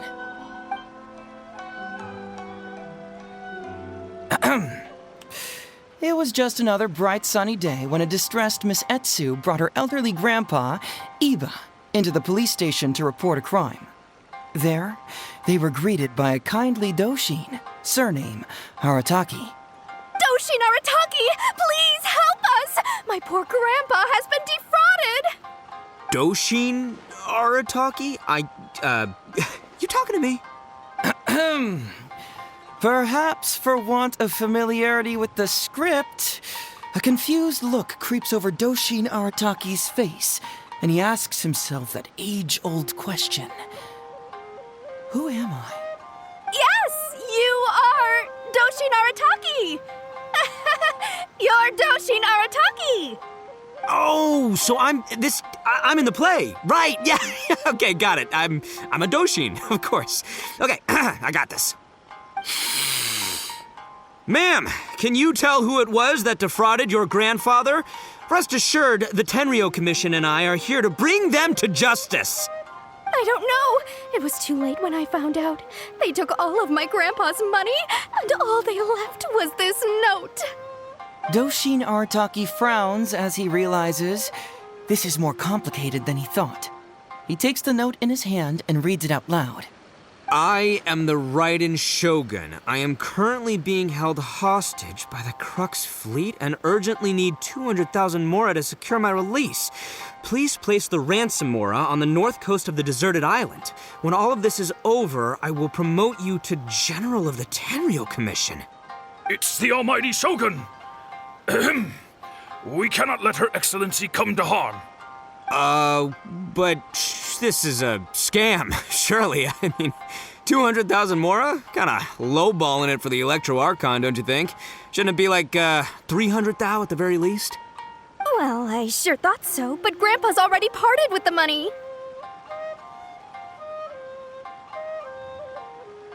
Well, then we gotta get it back. Is there still time? Before I could go out to look for it, Grandpa received another note. Doshin Arataki takes the note and reads it out loud. I am Miss Hina. I am currently raising funds to publish a photo book. I urgently need 300,000 mora for publishing fees. In return for your support, you will receive a limited edition signed photograph. It's Miss Hina. We can't leave poor Miss Hina in a tight spot. You're right, Gramps. Is 300,000 mora enough? I can spare some too if we need to make up the difference. Maybe I can get a photo of Miss Hina too. We gotta help Miss Hina out here. It's a scam, Doshin Arataki! Snap out of it! Oh, right, because if Miss Hina needed funds, she'd come to me first, as her #1 fan. Why would she go asking this old geezer for help? These con artists don't know who they're up against. Well, anyway, not long after Grandpa handed over the money, he received yet another note. Doshin Arataki grabs the note and reads it aloud. I am Arataki Ito. I was recently framed for a crime I totally did not commit, and now I'm stuck here in prison. I am in urgent need of 500,000 mora as bail. In return for your help getting me out, I will bring the whole gang over to thank you personally at your house. Must be a scammer, surely. I've never heard of this person, and they're asking me for 500,000 mora. Wait a minute. This is a scam. I'm Arataki Ito.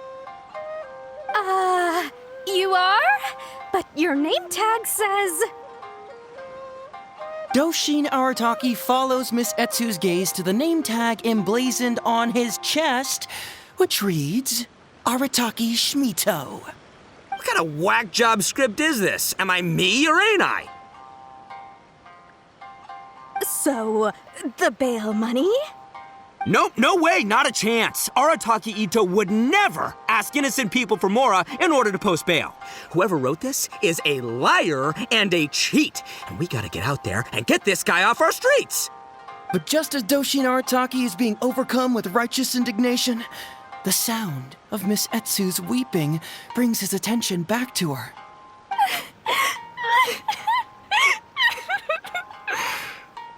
Miss Etsu, don't you worry. We're gonna catch the people who did this. Even if you do catch them, how are we ever going to get Grandpa's money back? Oh, whatever are we going to do about all those Onikabuto? Onikabuto? Wait, what was that about the, Onikabuto? Oh, well, Grandpa is a major Onikabuto breeder in our village. His are the biggest and strongest Onikabuto around. People come from far and wide to buy from him. We recently received an order that was too big for our current capacity. We were planning to expand Grandpa's facilities, but then we were swindled out of all of our money. Right after we'd signed the contract, too. If we don't deliver these Onikabuto on time, Grandpa will have to pay huge damages.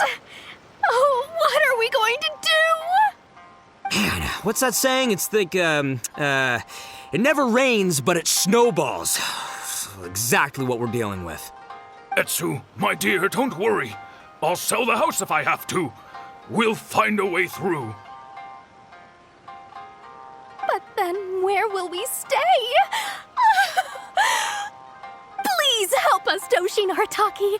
All we need is the 500,000 mora that was taken from us. Can you help us raise it? Or maybe you could lend it to us? Grandpa's business is going very well. We just need help getting over this hurdle.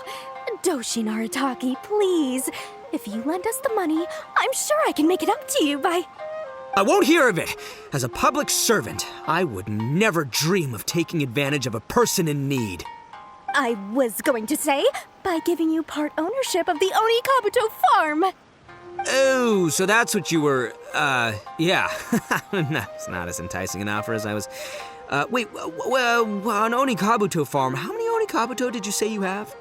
Because if it's more than, say, 10... 10,000! What? 10,000? Well, that's more Oni Kabuto than I've seen in my whole life. Please help us. As long as we get through this, those 10,000 Oni Kabuto are yours to keep. 10,000 Oni Kabuto? Hey, if I looked after them, they'd have little baby Oni Kabuto. And then the little baby Oni Kabuto would grow up and have little baby Oni Kabuto of their own. Doshin Arataki is struck by a sudden wave of pure elation. His face breaks into a big, beaming smile. But what does he do next? Misetsu, don't you worry. I'm gonna help you out. But 10,000 is too many. I can only accept 1,000. Wait, no, what am I saying? 500 Oni Kabuto. As a Doshin of the Tenryou Commission, it is my duty to serve. How could I abuse my position to take advantage of you? That's great news, Master Arataki. What a wonderful person you are. So strong and handsome and committed to doing the right thing. It's rare to find these days. Yep, that's me. All right, there's just one final question that needs answering. What question is that? The question is... Where's my Mora? Huh. Yo, Heizo, my hombre, question for you. What's my character's salary in the script? Oh, also, any inheritance or other lump sums I should know about?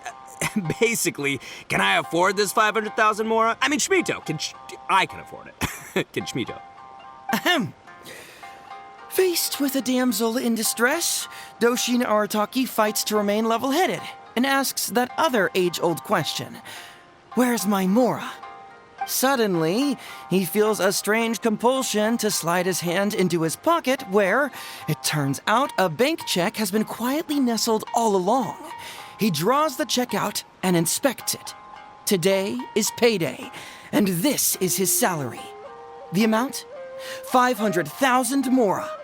Whoa, check it out! A check for 500,000 Mora! Where'd you come from, buddy? Misetsu, get this. Turns out I just got paid 500,000 Mora today. Well, here's your Mora.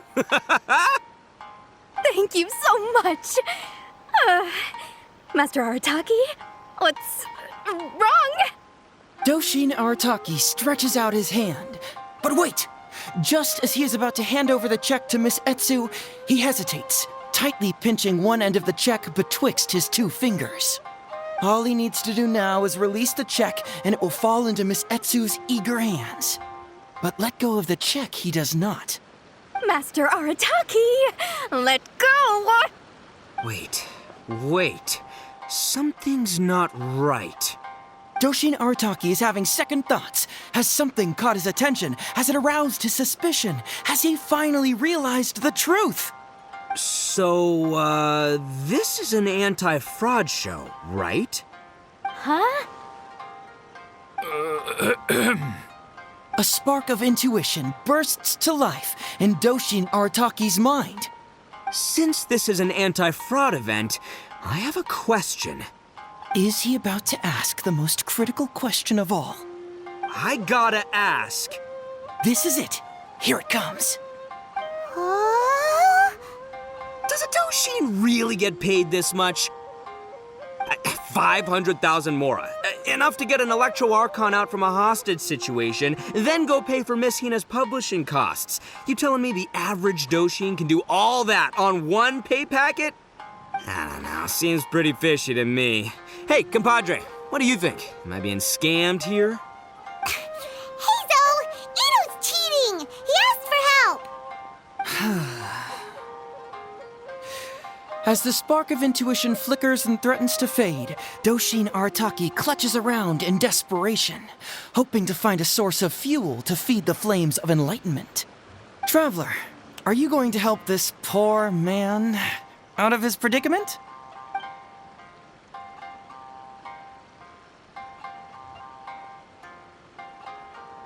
Aha! Etsu and Iba! So that's what's going on here. You two are the scam artists. You put on this damsel in distress and elderly grandpa act to win my sympathy, then used a few cheap tricks to get my attention. Then you dangled the bait in front of me, waiting for me to bite. Darn it! I knew it! Who in their right mind would give away Oni Kabuto for free, let alone 10,000 of them? It's too good to be true, and that's how I know you're the scam artists. You got a lot of nerve trying to scam a Doshin. You're coming with me, and you'll give a full confession if you know what's good for you. Finally, with the help of his intuition and a little guidance from beyond the void, Doshin Arataki successfully avoided being defrauded. Not only that, but he asked a critical question. Who in their right mind would give away Oni Kabuto for free? I ask you all, is there such a thing as free Oni Kabuto? Free Mora? Or does nothing in life come for free? All right, remember, it takes years to make a fortune, but only a moment to lose it all to a scam artist. Thank you once again for watching Heizo Talks Fraud. Stay alert, everybody, and see you again next time.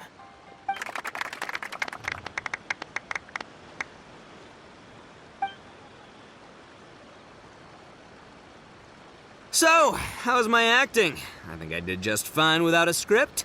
Those two would-be scam artists need to up their game if they want to have a chance of taking me down. Hello? Without that hint from the Traveler, you would have handed that cash away without a second thought. Right, yeah. I should thank him for the timely hint.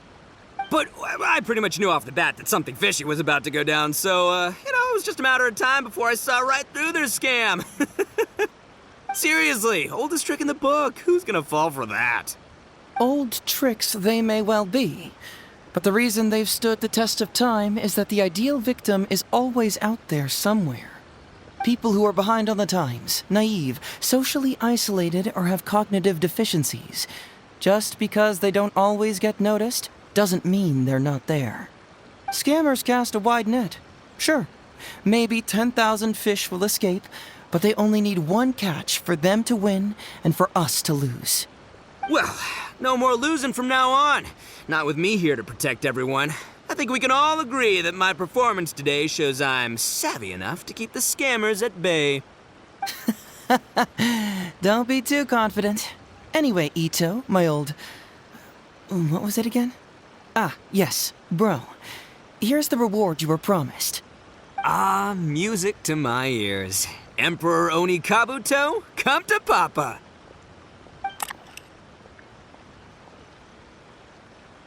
Oh, look at those sharp horns and those beautiful stripes. Well, hold on. Heizo, my hombre, why won't it move? Hey, bud, move! Oh no, I think this one might have, joined the big beetle battle in the sky. It's a figurine, so not the moving kind. What? A figure? So, it's a fake?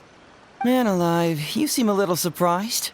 Wait, you didn't actually think this was a real Oni Kabuto, did you? No, surely not. Ito, old chap, you must have seen from the photograph that it was a figurine. Don't tell me you didn't notice. Really? You little punk! Give me my Emperor Oni Kabuto now!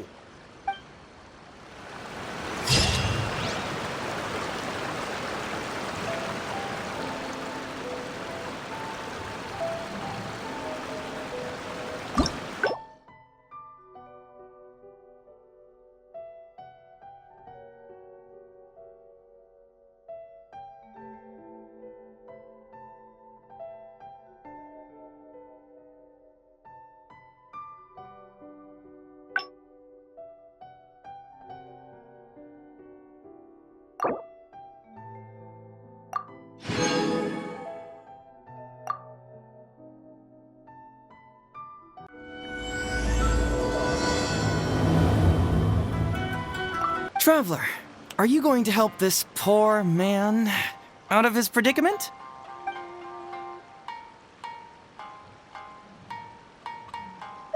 Follow my heart. All right, then.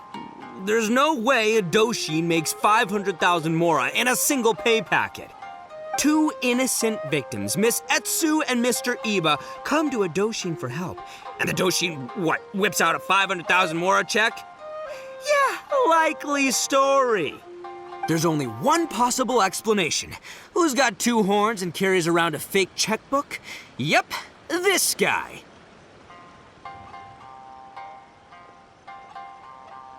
With this fake check for 500,000 mora, I almost swindled Etsu and Iba out of 10,000 Onikabuto, the last thing these poor folks needed after the recent string of catastrophes they've faced. My mind is blown. Craziest plot twist I ever heard. The criminal was the main character all along.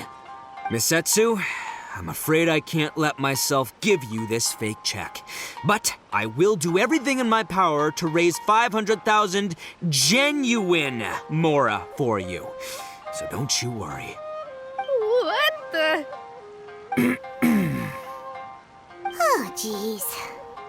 In the end, Doshin Arataki listened to the voice of his heart and narrowly avoided being defrauded in his own unconventional way. But regrettably, he failed to ask the critical question: who in their right mind would give away Onikabuto for free? I ask you all, is there such a thing as free Onikabuto? Free mora? Or does nothing in life come for free? Thank you all for watching Heizo Talks Fraud. Don't get greedy and you won't be needy. Stay alert and you won't get hurt. You never know where scammers may lurk. See you all next time.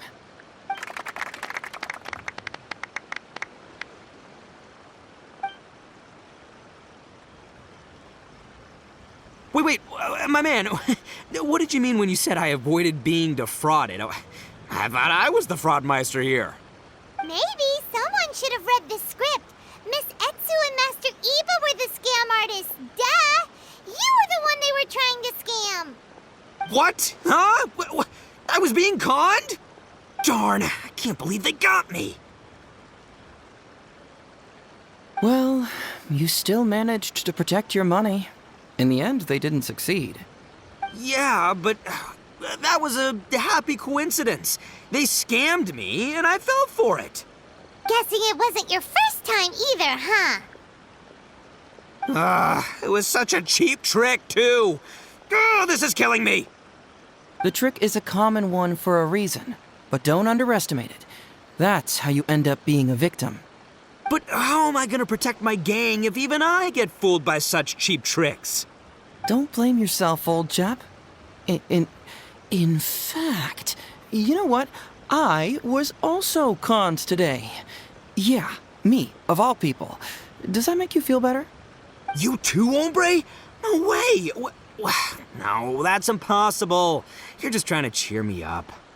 Oh, no, it's the truth. Please, just take a look at the present I got for you. Wait, why can't it move? That's just it. I'm sorry to say, it's just a figurine. What? A figure? You mean it's a fake? Yeah, and it's all my fault.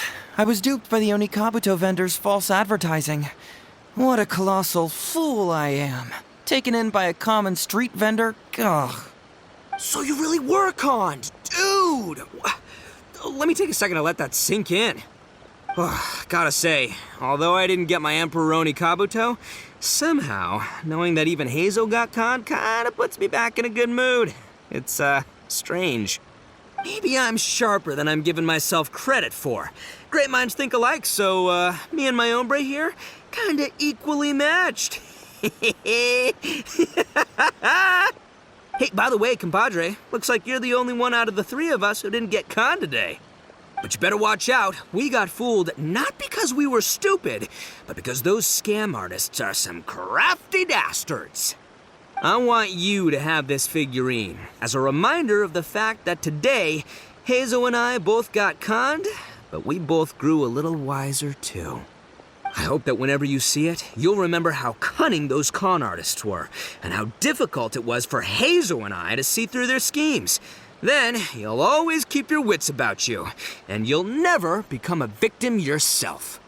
Yep, that's right. No one will ever manage to con you.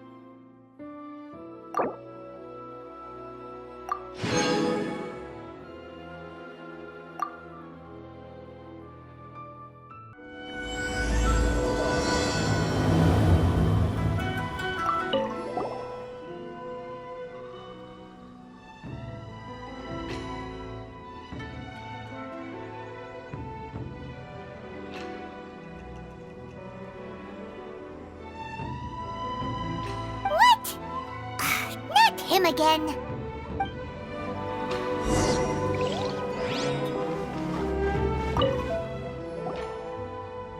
So, have you gone through the case files? Is there anything that caught your eye?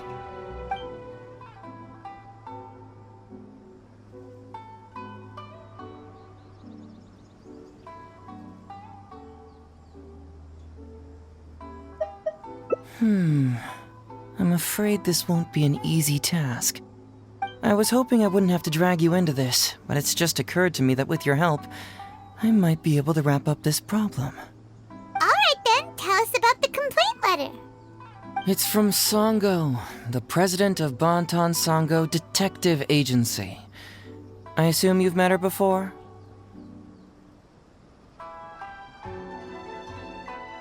You can say that. Sango's complaint letter accuses me of abusing my power for personal gain and blatantly concealing the truth behind the Ryuji case from years ago. Seriously, do I really seem like the type of person who'd do that? Concealing the truth? That definitely sounds like something you would do. Hey, don't judge a book by its cover, alright? Let's just go to the detective agency and talk to Sango. We'll need to speak with her to get to the bottom of this.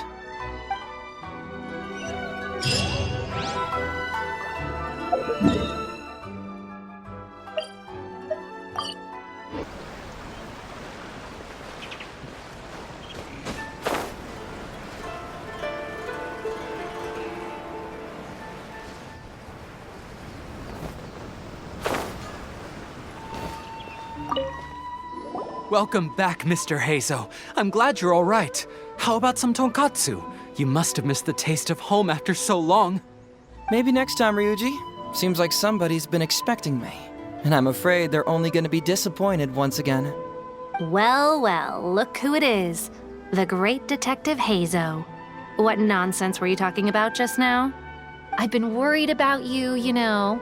So much so that I took the trouble to write that heartfelt letter to the Tenryo Commission. Well, was it sufficiently flattering for you? Uh-oh, they're at it again. Let's not waste the traveler's time, Sango. Just tell me, what do you want? Fine by me. My request is simple. Disclose all the details of the Ryuji case. It's time you stop hiding the truth and let me investigate it thoroughly. First of all, that case has already been solved. Second, I've disclosed everything the police station has on the case. And third... Enough!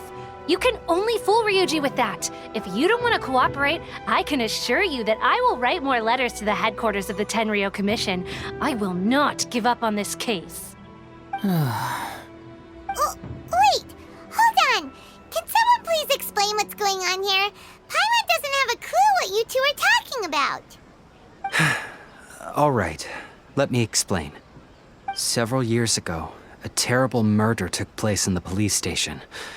I was still working at the Tenryo Commission then, and the victim was actually my dear boss. Due to various factors, I was deemed to be the top suspect, which is why it's called the Ryuji case. Also, Hazel wasn't a part of the police station back then. He was a detective at the agency. Which at the time was called the Bonton Sango and Heizo Detective Agency. Huh? That's crazy! But, wait. Then why did Hazel leave? After the incident, I was quickly convicted and sent to prison. Fortunately, Sango then promptly proved my innocence and caught the real murderer.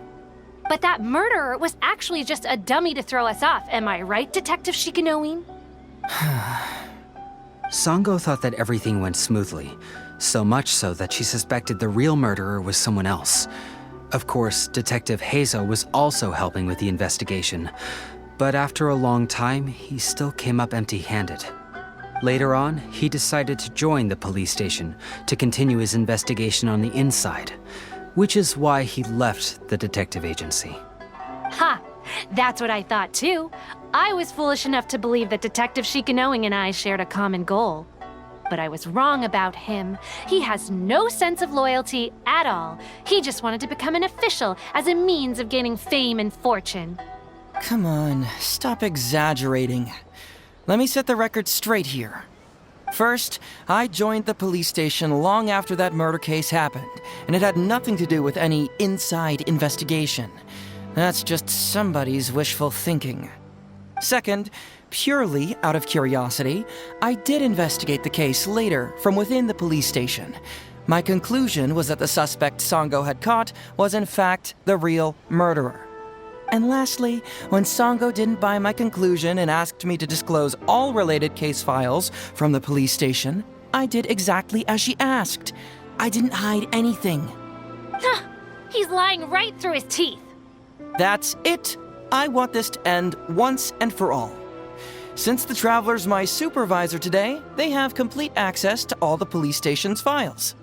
If he's willing to help re-examine the case and arrives at the same conclusion that I did, then you won't have to doubt me anymore. Whoa. Huh? Unless you don't trust the Traveler. Come on, say it. It's not about whether the Traveler's trustworthy. I'm just wondering if you will interfere somehow. The thought never even crossed my mind. You have to swear that you will not mislead the Traveler by any means, and let him investigate the truth on his own. No problem. Cross my heart, hope to die. Well, Traveler, are you willing to help me with this? Will you agree to re-examine the Ryuji case and find the truth? You can bill me later for however much you'd like as compensation. Sango, really? However much they want? Money is valuable, no doubt. But pursuing the truth is the reason I started this agency. The Ryuji case is the only case I failed to solve. I am willing to give you anything.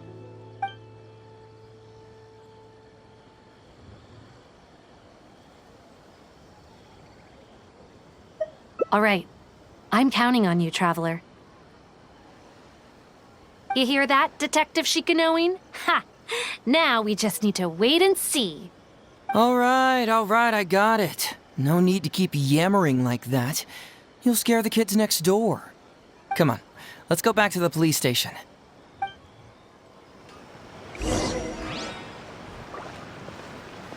Traveler, I believe you can find out the truth. That Shikanoin is hiding something. I just know it. Sango and Detective Heizo are both great people, but when they're together, only arguing ensues. Oh, suck it up, Ryuji.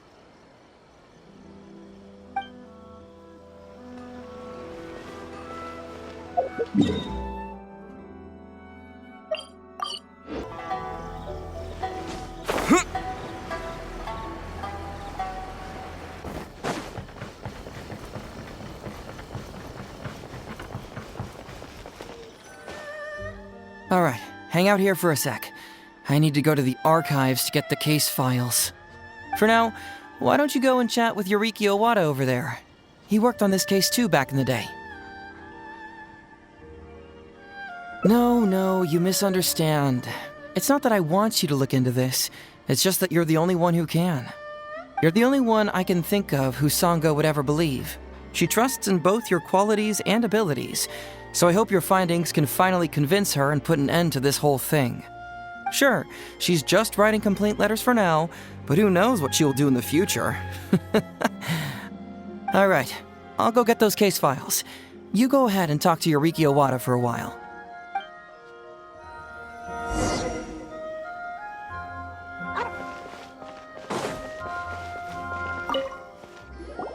Oh, hello there.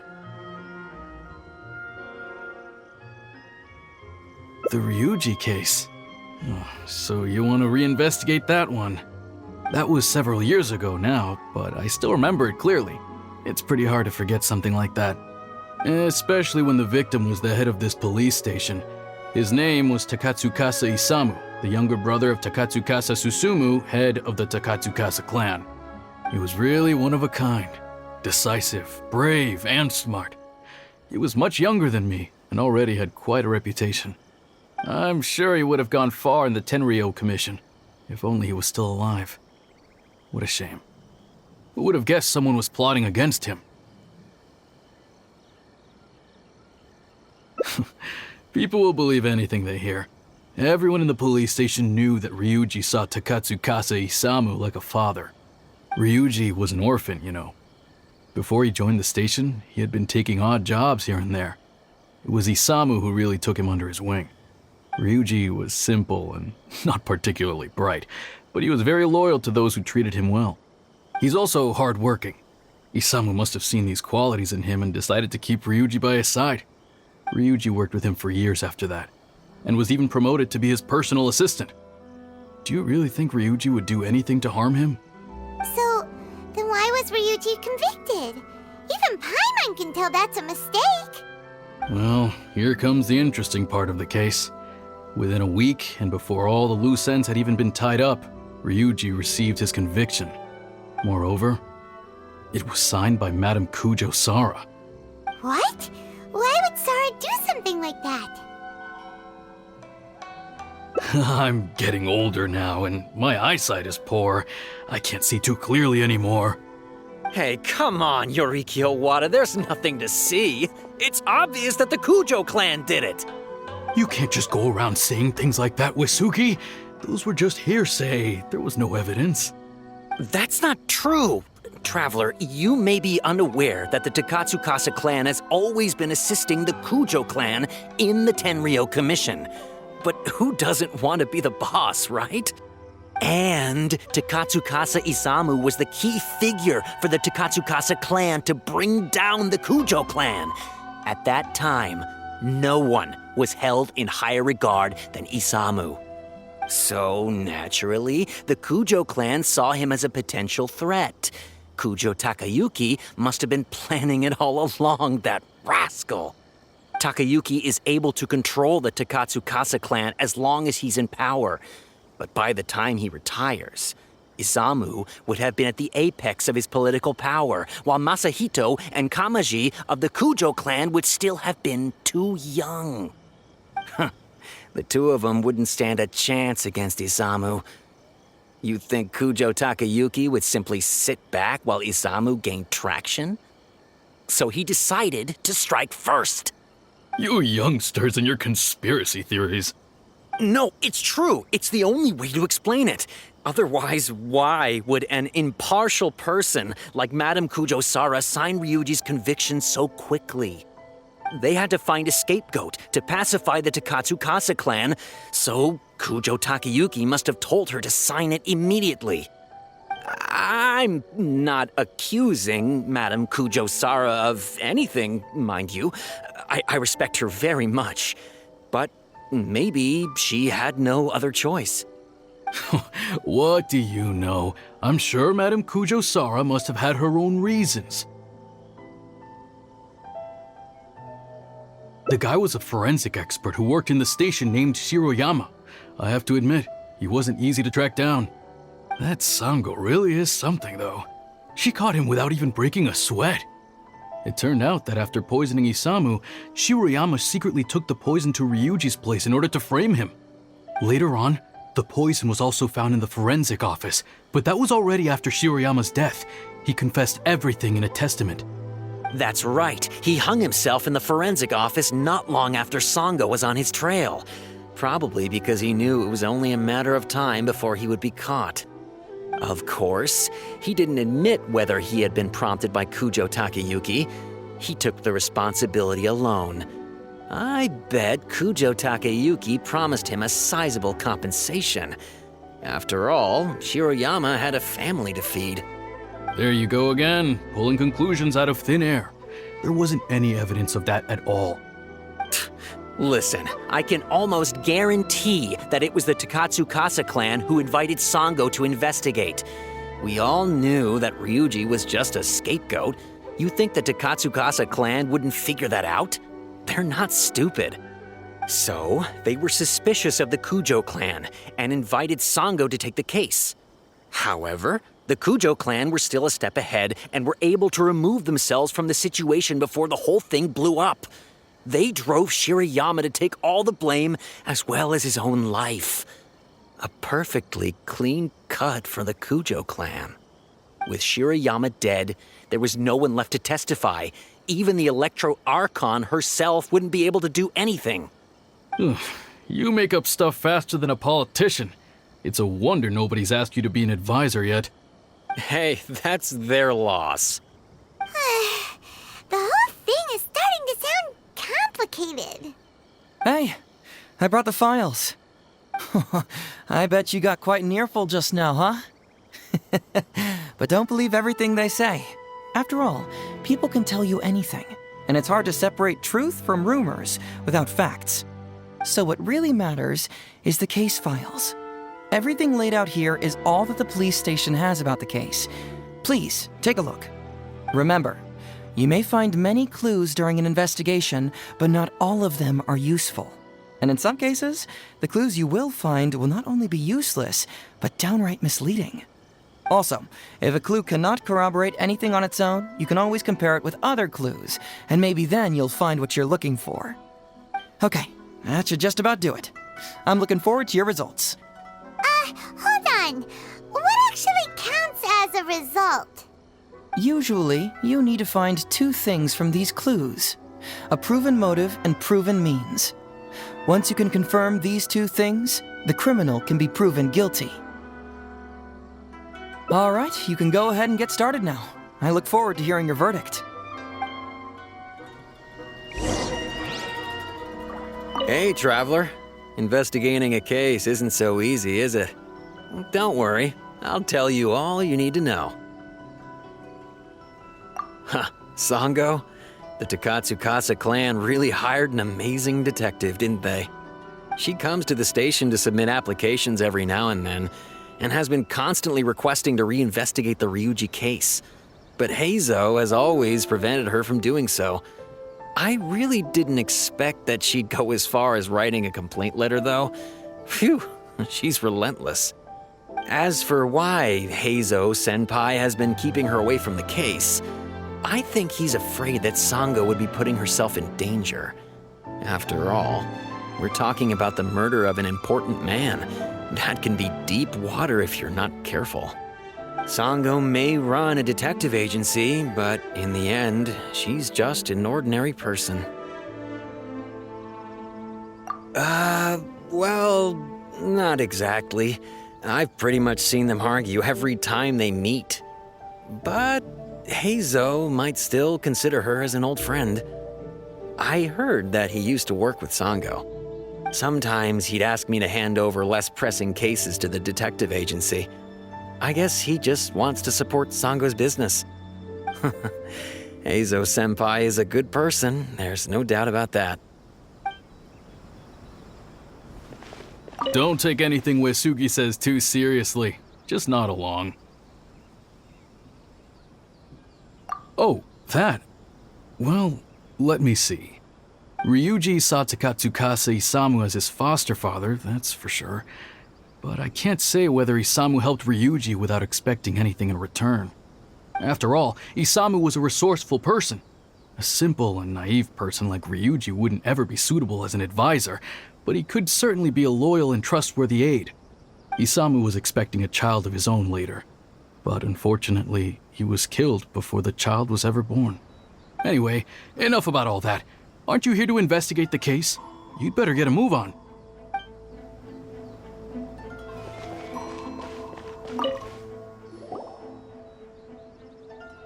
So, what did you find? Have you come to a conclusion?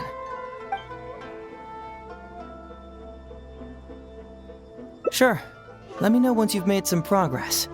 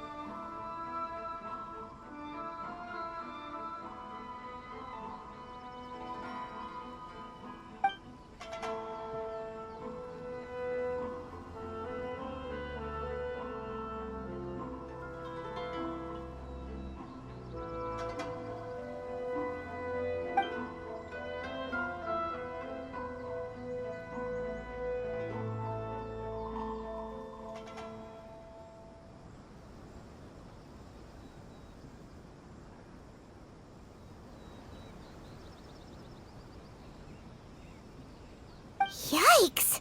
He ate all kinds of stuff.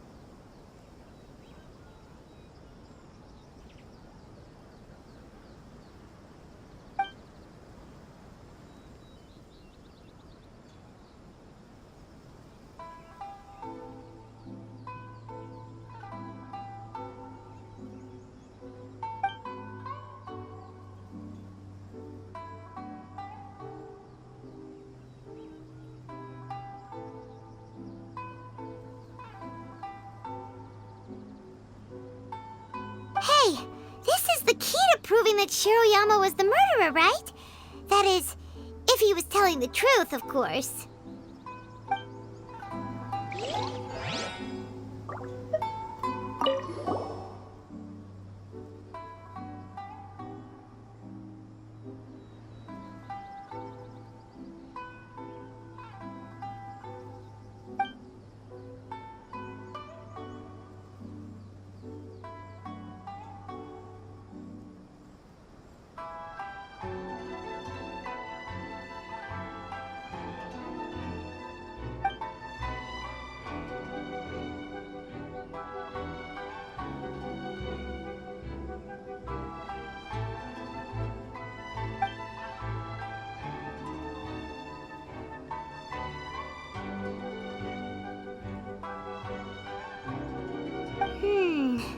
Come to think of it, Shiroyama was a forensic doctor. He could easily pull off something like this.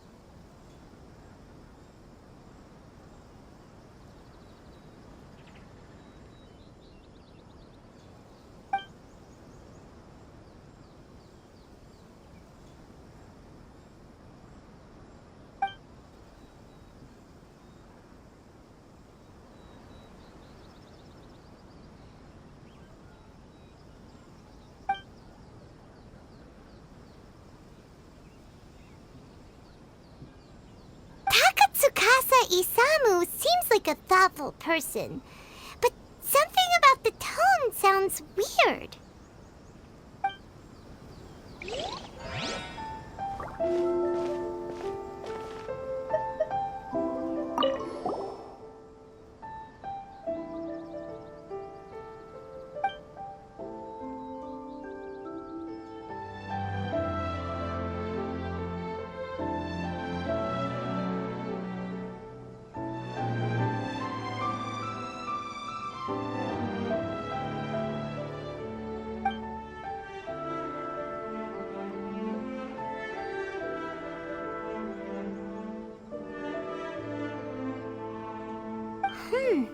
A synthetic toxin?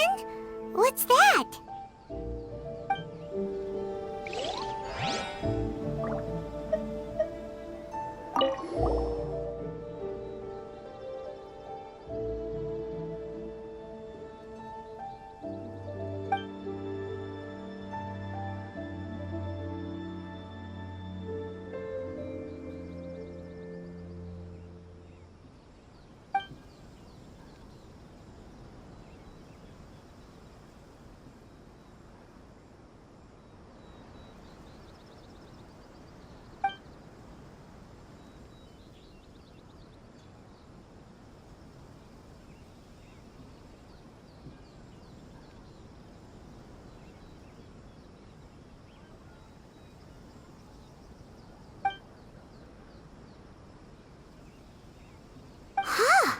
So Shiroyama's conviction was also signed by Kujo-Sara, just like Ryuji's.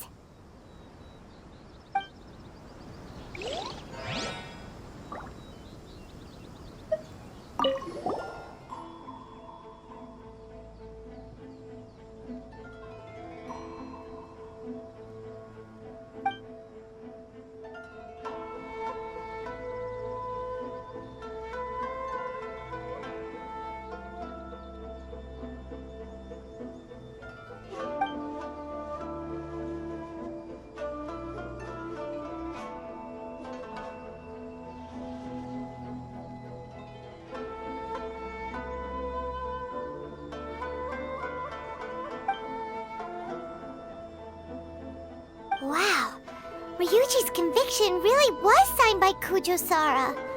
But now we know she had it wrong.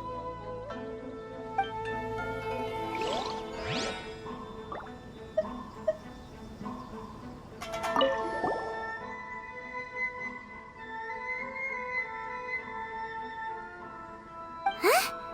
That's weird. There's nothing here. This must be some of the false information that Hazel told us to look out for.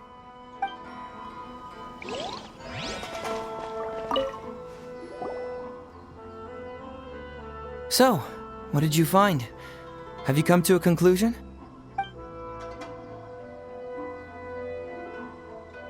Really? You found the criminal's motive and means that quickly? Awesome. All right, let's talk about the motive first. What clue reveals the criminal's motive?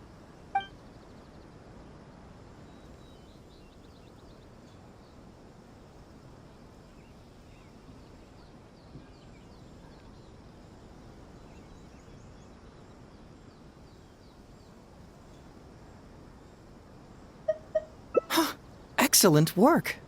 According to the victim's message, the two had deep conflicts. Although we cannot confirm whether the poison had been requested by the victim or not, it is true that Isamu used Shiroyama's family to blackmail him. Such circumstances could be enough motive for Shiroyama to commit the crime. But wasn't Takatsukasa Isamu good to Shiroyama? He even went to Shiroyama's house to bring health supplements. But maybe he didn't really bring health supplements. Maybe it was something bad. Is that what you think, Paimon? Well, we later found out that what Takatsukasa Isamu sent to Shiroyama's house was indeed health supplements. But if you consider the circumstances, what he sent wasn't important. What was important is that sending the supplements was actually a dangerous signal. Isamu was essentially implying, I can put anything in your wife's supplements at any time. If you really care about her safety, then get me what I want. So scary! Your assumption sounds like a real threat! You're not really that dark inside, are you? You don't really catch criminals by standing in the light, do you? Basically, these two clues work to verify each other, and the murderer's motive is confirmed. Now, all that's left is the means of the crime.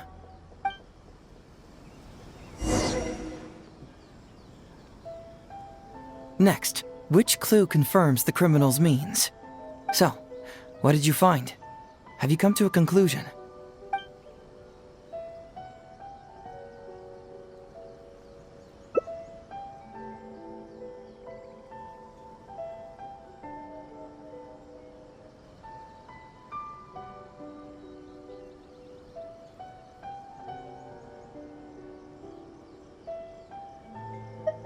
Bingo! The autopsy report confirms that the cause of death was a special toxin. The testament indicates that Shiroyama used his position as a forensic expert to mix the toxin into the cold medicine taken by the deceased. But is that really the truth? Is it not possible that the toxin was mixed into the fish liver paste? Well, according to the toxicology report, this white powder only dissolves in water. Neither rice nor the fish liver paste could be used as a carrier of the toxin. The cold medicine was the only option. Putting the poison elsewhere would not only fail to guarantee a lethal dose, but would also increase the chance of it being noticed by the deceased. Therefore, the means is also confirmed. Add that to the motive for the crime and... Whoa! So the murderer really was Shiroyama! Yep, pretty clear cut, wouldn't you say? Look, I really don't know what Sango is so suspicious about.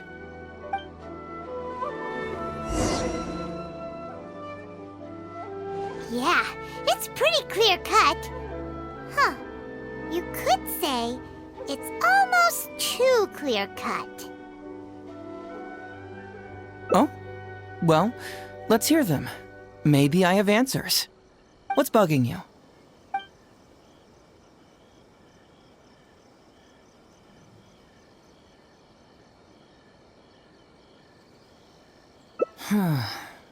This also puzzles me. Maybe someone doesn't want us being privy to the content inside, or maybe Shiroyama tore a bunch of pages out by accident. But regardless, this isn't essential to the case.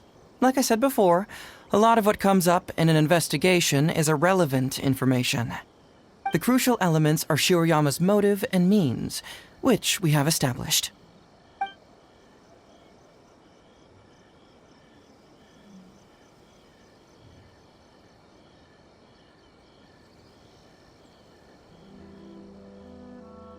Maybe the report was wrong. The International Trade Association is a gathering place for merchants from all over. Countless merchants pass through the port of Rito every day. It's natural for there to be a couple of missing records here or there.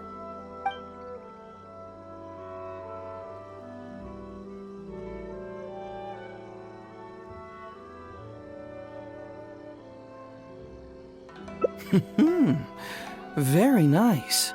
Top marks for attention to detail. It doesn't have any real bearing on the case, but let me explain how that works for you.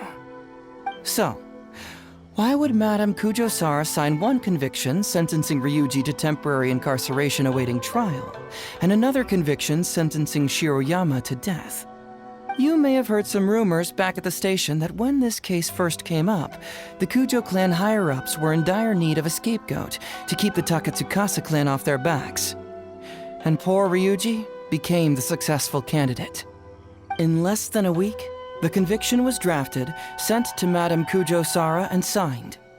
Allegedly, she knew what it was about as soon as she saw it, and signed it with no questions asked. But anyone who buys this story clearly doesn't know that much about Madame Kujo-Sara. She's the most principled person in the entire Tenryo Commission, for goodness sake. So, how would she respond to a case filled with unanswered questions and no confession from the suspect? Oh, you mean... Exactly. Before she signed it, she changed Ryuji's conviction from the death sentence to temporary incarceration. Ryuji escaped a disastrous fate without ever realizing it. Had Madame Kujo-Sara not changed his sentence, Sango would have been seeking justice for a dead man. Why was Sara so lenient with Ryuji? That's the wrong question. This wasn't about Ryuji, but Madame Kujo-Sara's principles.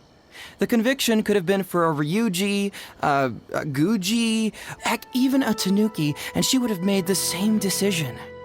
Given the enormous pressure she was under at the time, I'd say she did the most she could. Don't you think? Pressure? Really? Was someone higher up putting pressure on Sara? The pressure came from all sides. The deceased was the leader of the police station and the rising star of the Takatsukasa clan. All eyes were on this case. How this became reduced to the unimaginative rumor that Madame Kujo-Sara convicted Ryuji under pressure from her superiors, I have no idea. Ugh. Rumors here, conspiracy theories there. Ugh. Lies at every turn. Fortunately, Madame Kujo-Sara works in an open and transparent manner and pays no heed to rumors like this. She just rolls her eyes and forgets all about them. Just because she has never publicly clarified the truth doesn't mean she was hiding anything. So when I asked her about it, saying it was relevant to a case I was working on, she just told me how it was. Believe me, in this case, more than any other, I have checked every last detail. Well, I've answered all your lingering questions, and you've checked all the material the police station has, so what do you think? Case closed? Paimon still feels like something doesn't add up. But then again, Heizo did give us all the files the police station had. Ugh, this is annoying.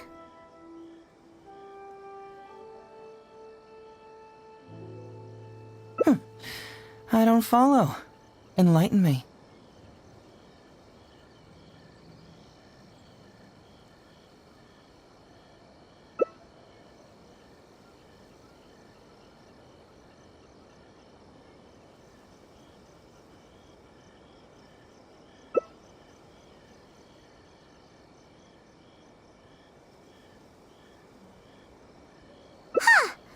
Right!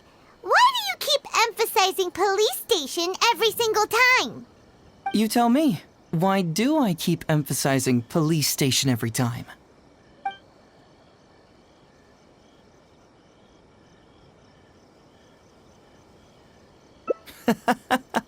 So we're finally here, huh?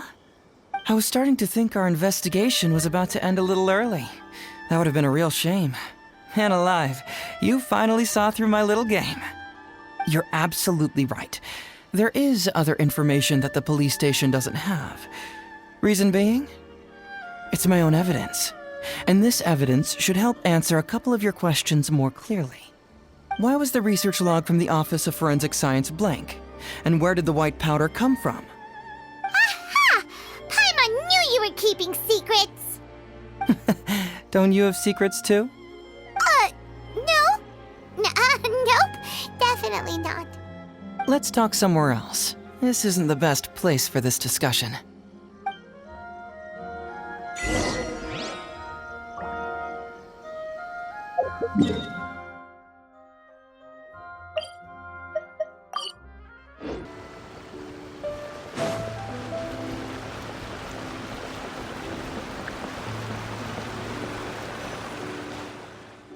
This is a quiet spot.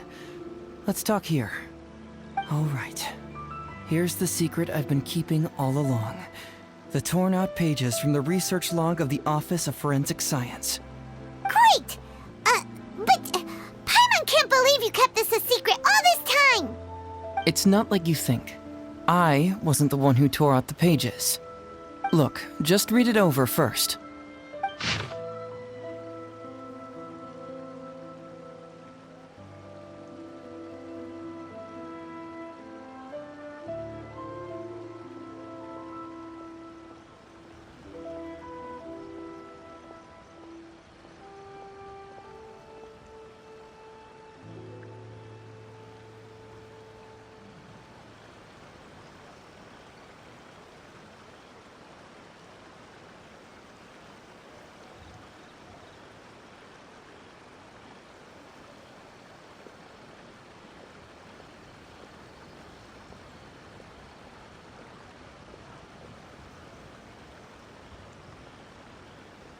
Finished?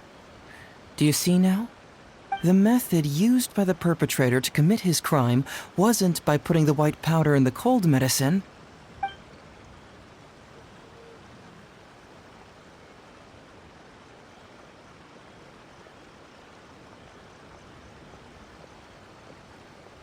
That's correct. The white powder was Shiroyama's invention. As a forensic doctor, he provided a special cold medicine for Takatsukasa Isamu. The autopsy report showed that this medicine contained a high volume of acidic fruit and vegetable extracts.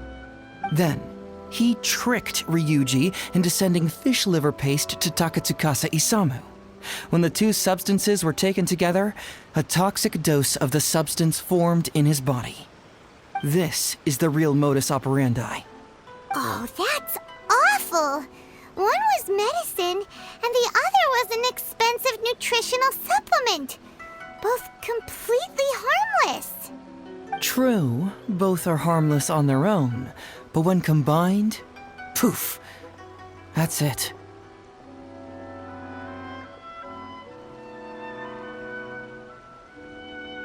It was not him who wanted to hide it, but the person pulling the strings behind him. Huh. You mean there was someone else pulling the strings? Aren't you curious where I found these pages from the research log? It was in Kujo Takayuki's secret warehouse. After I found the missing pages, I did some digging around and found out that Shiroyama had worked for Kujo Takayuki before joining the police station. The Kujo clan secretly provided Shiroyama with funds to study forensic science. I guess you could say that Kujo Takayuki's investment paid dividends in this case. Of course, I had only learned all of this after the Vision Hunt decree came to an end. Kujo Takayuki had lost his grip on power, and the Tenryou Commission was undergoing a general reshuffle. To avoid coming under suspicion, Madame Kujo-Sara put me in charge of building a case against Kujo Takayuki. I found a huge stash of fish liver paste in his secret warehouse.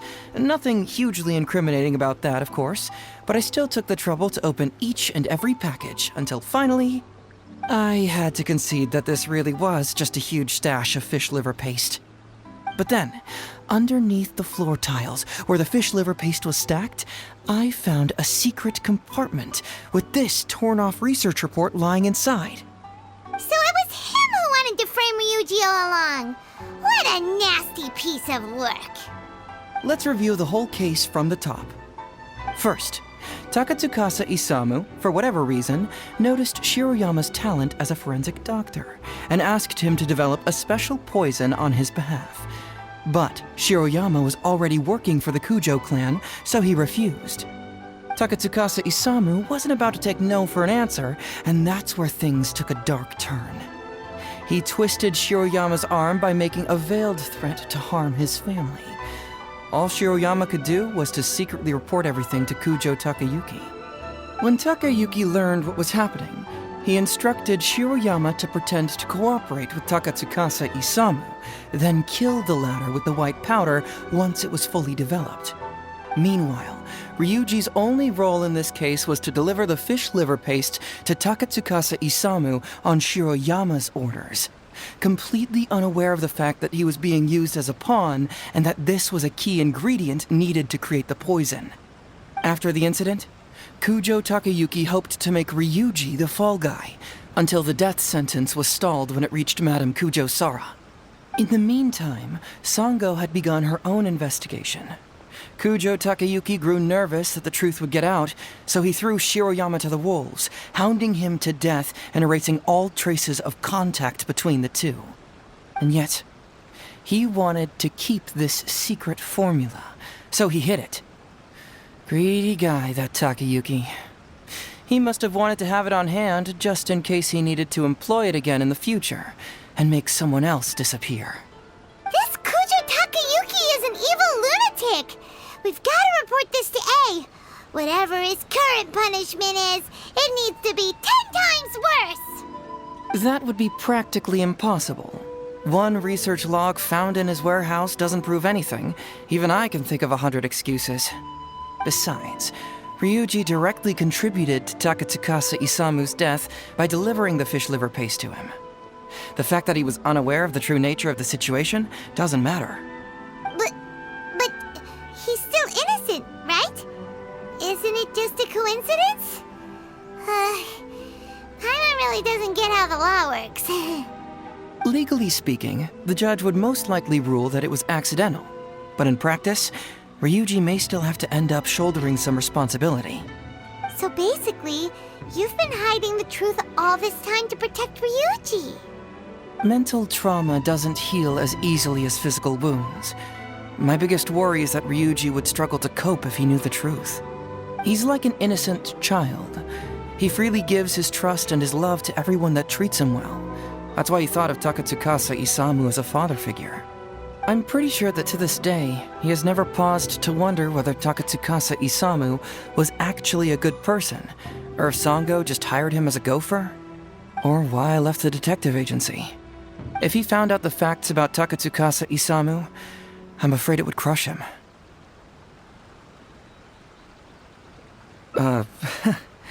Well, as you can see, I'm a little less confident than people might think.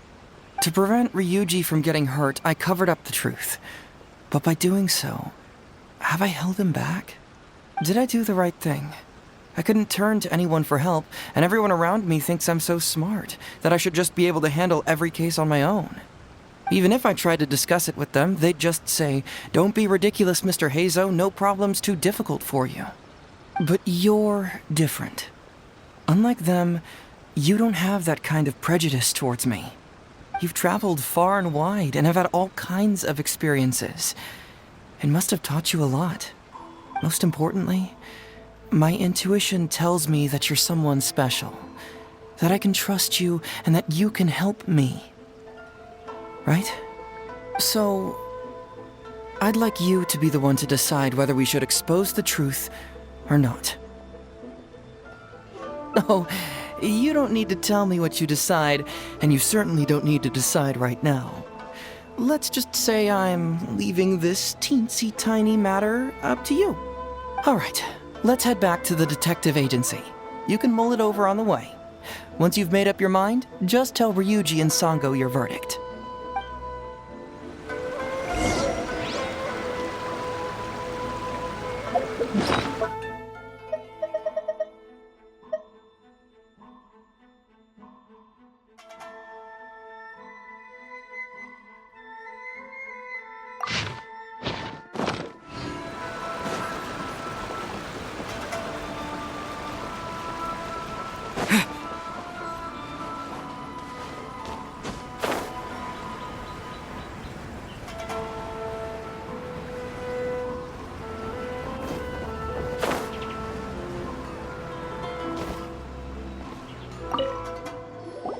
Hey, Traveler.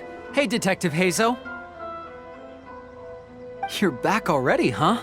I bet you're tired. Well, I just bought some tonkatsu. Care to join me? There's plenty for everyone. We'd love to. But wouldn't you like to hear the results of our investigation first? No matter what you were able to find, it's all in the past and won't ever change. So I think we'd better chow down first. Besides, if Sango's not happy with the results, we might not have anything to eat later. Come on, Ryuji, pipe down. Let's hear the Traveler's conclusion first. Okay then. Over to you, Heizo and Traveler. Don't worry, just tell us your findings. Everyone trusts you, as do I.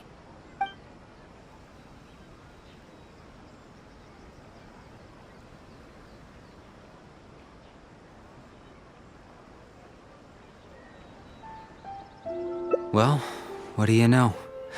I suspected that was the case. Please rest in peace, Master Takatsukasa. No, impossible! Traveler, are you sure you checked every last file carefully? Ugh! No, you little... Shikanoin Heizo! You didn't pull any shenanigans on the Traveler, did you? Sango, no accusations without evidence, remember? The truth is out and the case is closed, Sango. please don't send any more of your harassment letters to the Tenryo Commission. Well, I really owe it to you, Traveler. I'll be sure to properly thank you later. Until then, see ya. Hey, you're not going anywhere!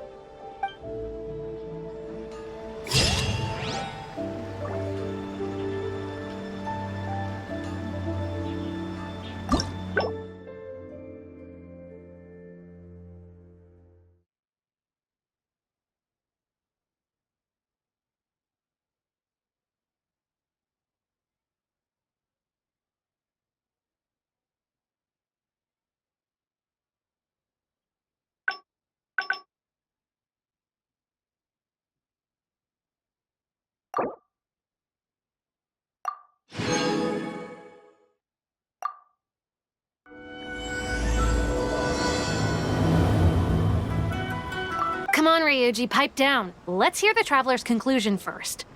Okay then. Over to you, Hazel and Traveler. Don't worry, just tell us your findings. Everyone trusts you, as do I.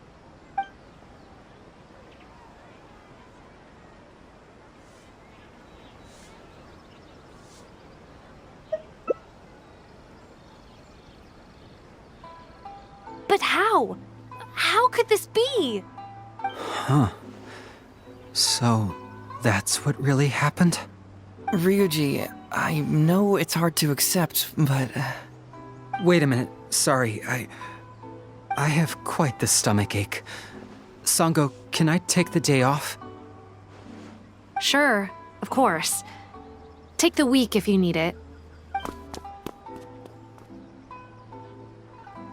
Oh, Paimon hopes Ryuji will be okay. I didn't expect things to turn out like this. Just give him some time to himself. I think he'll eventually come to accept it. I'm still a little worried, though. What if he doesn't come to work tomorrow? Then we'll go to him. Don't you worry about that, Sango. You need some time to process all of this, too.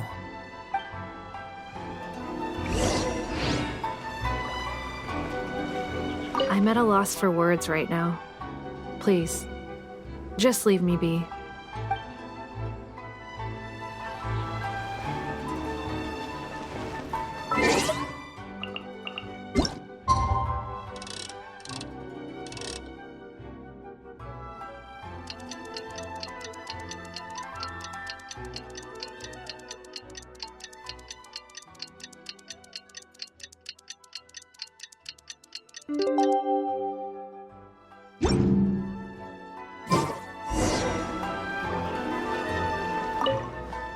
Ah, you're here. Don't worry, Ryuji came earlier this morning. I guess he can handle a lot more than I had thought. I was honestly worried he'd suffer a breakdown. But as of today, it seems he'll be fine. He went over to Natsuke Nogen Crafts to buy something. Let's go find him then. Shall we? Before you go, Heizo, I kind of understand now what you meant when you left. Oh, really? I'm happy to hear you say that. All right, time to find Ryuji. Wait, aren't you going to say Ryuji? Huh. Now that I think about it, it's like a slap in the face. He said, some things will always be more important than the truth.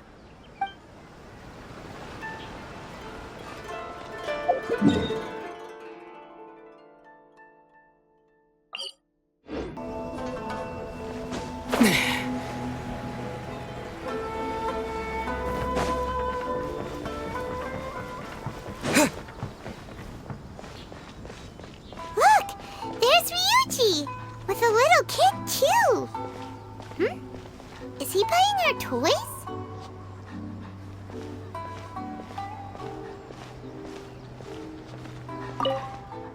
Uncle Ryuji, was my daddy handsome? I've never seen what he looked like. Of course.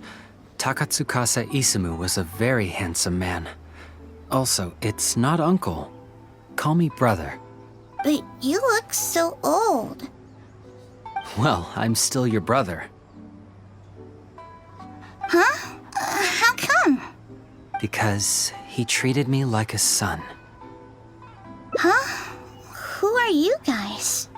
We're friends with your big brother Ryuji, and with your father, too. Oh, really? Yay! I've met loads of my daddy's friends today. Can you tell me some stories about him? I really want to hear them. Sure. Why, I know enough stories about your old man that if I started talking now, you'd be all grown up before I finished them. Wow, that's amazing! Well, I don't want to grow up too soon then. Maybe when I'm 100. No, 200 years old. No, 300 years old. Yep, I'm gonna wait until I'm 300 years old before I become a grown-up, so that I can make sure I finish all the stories first.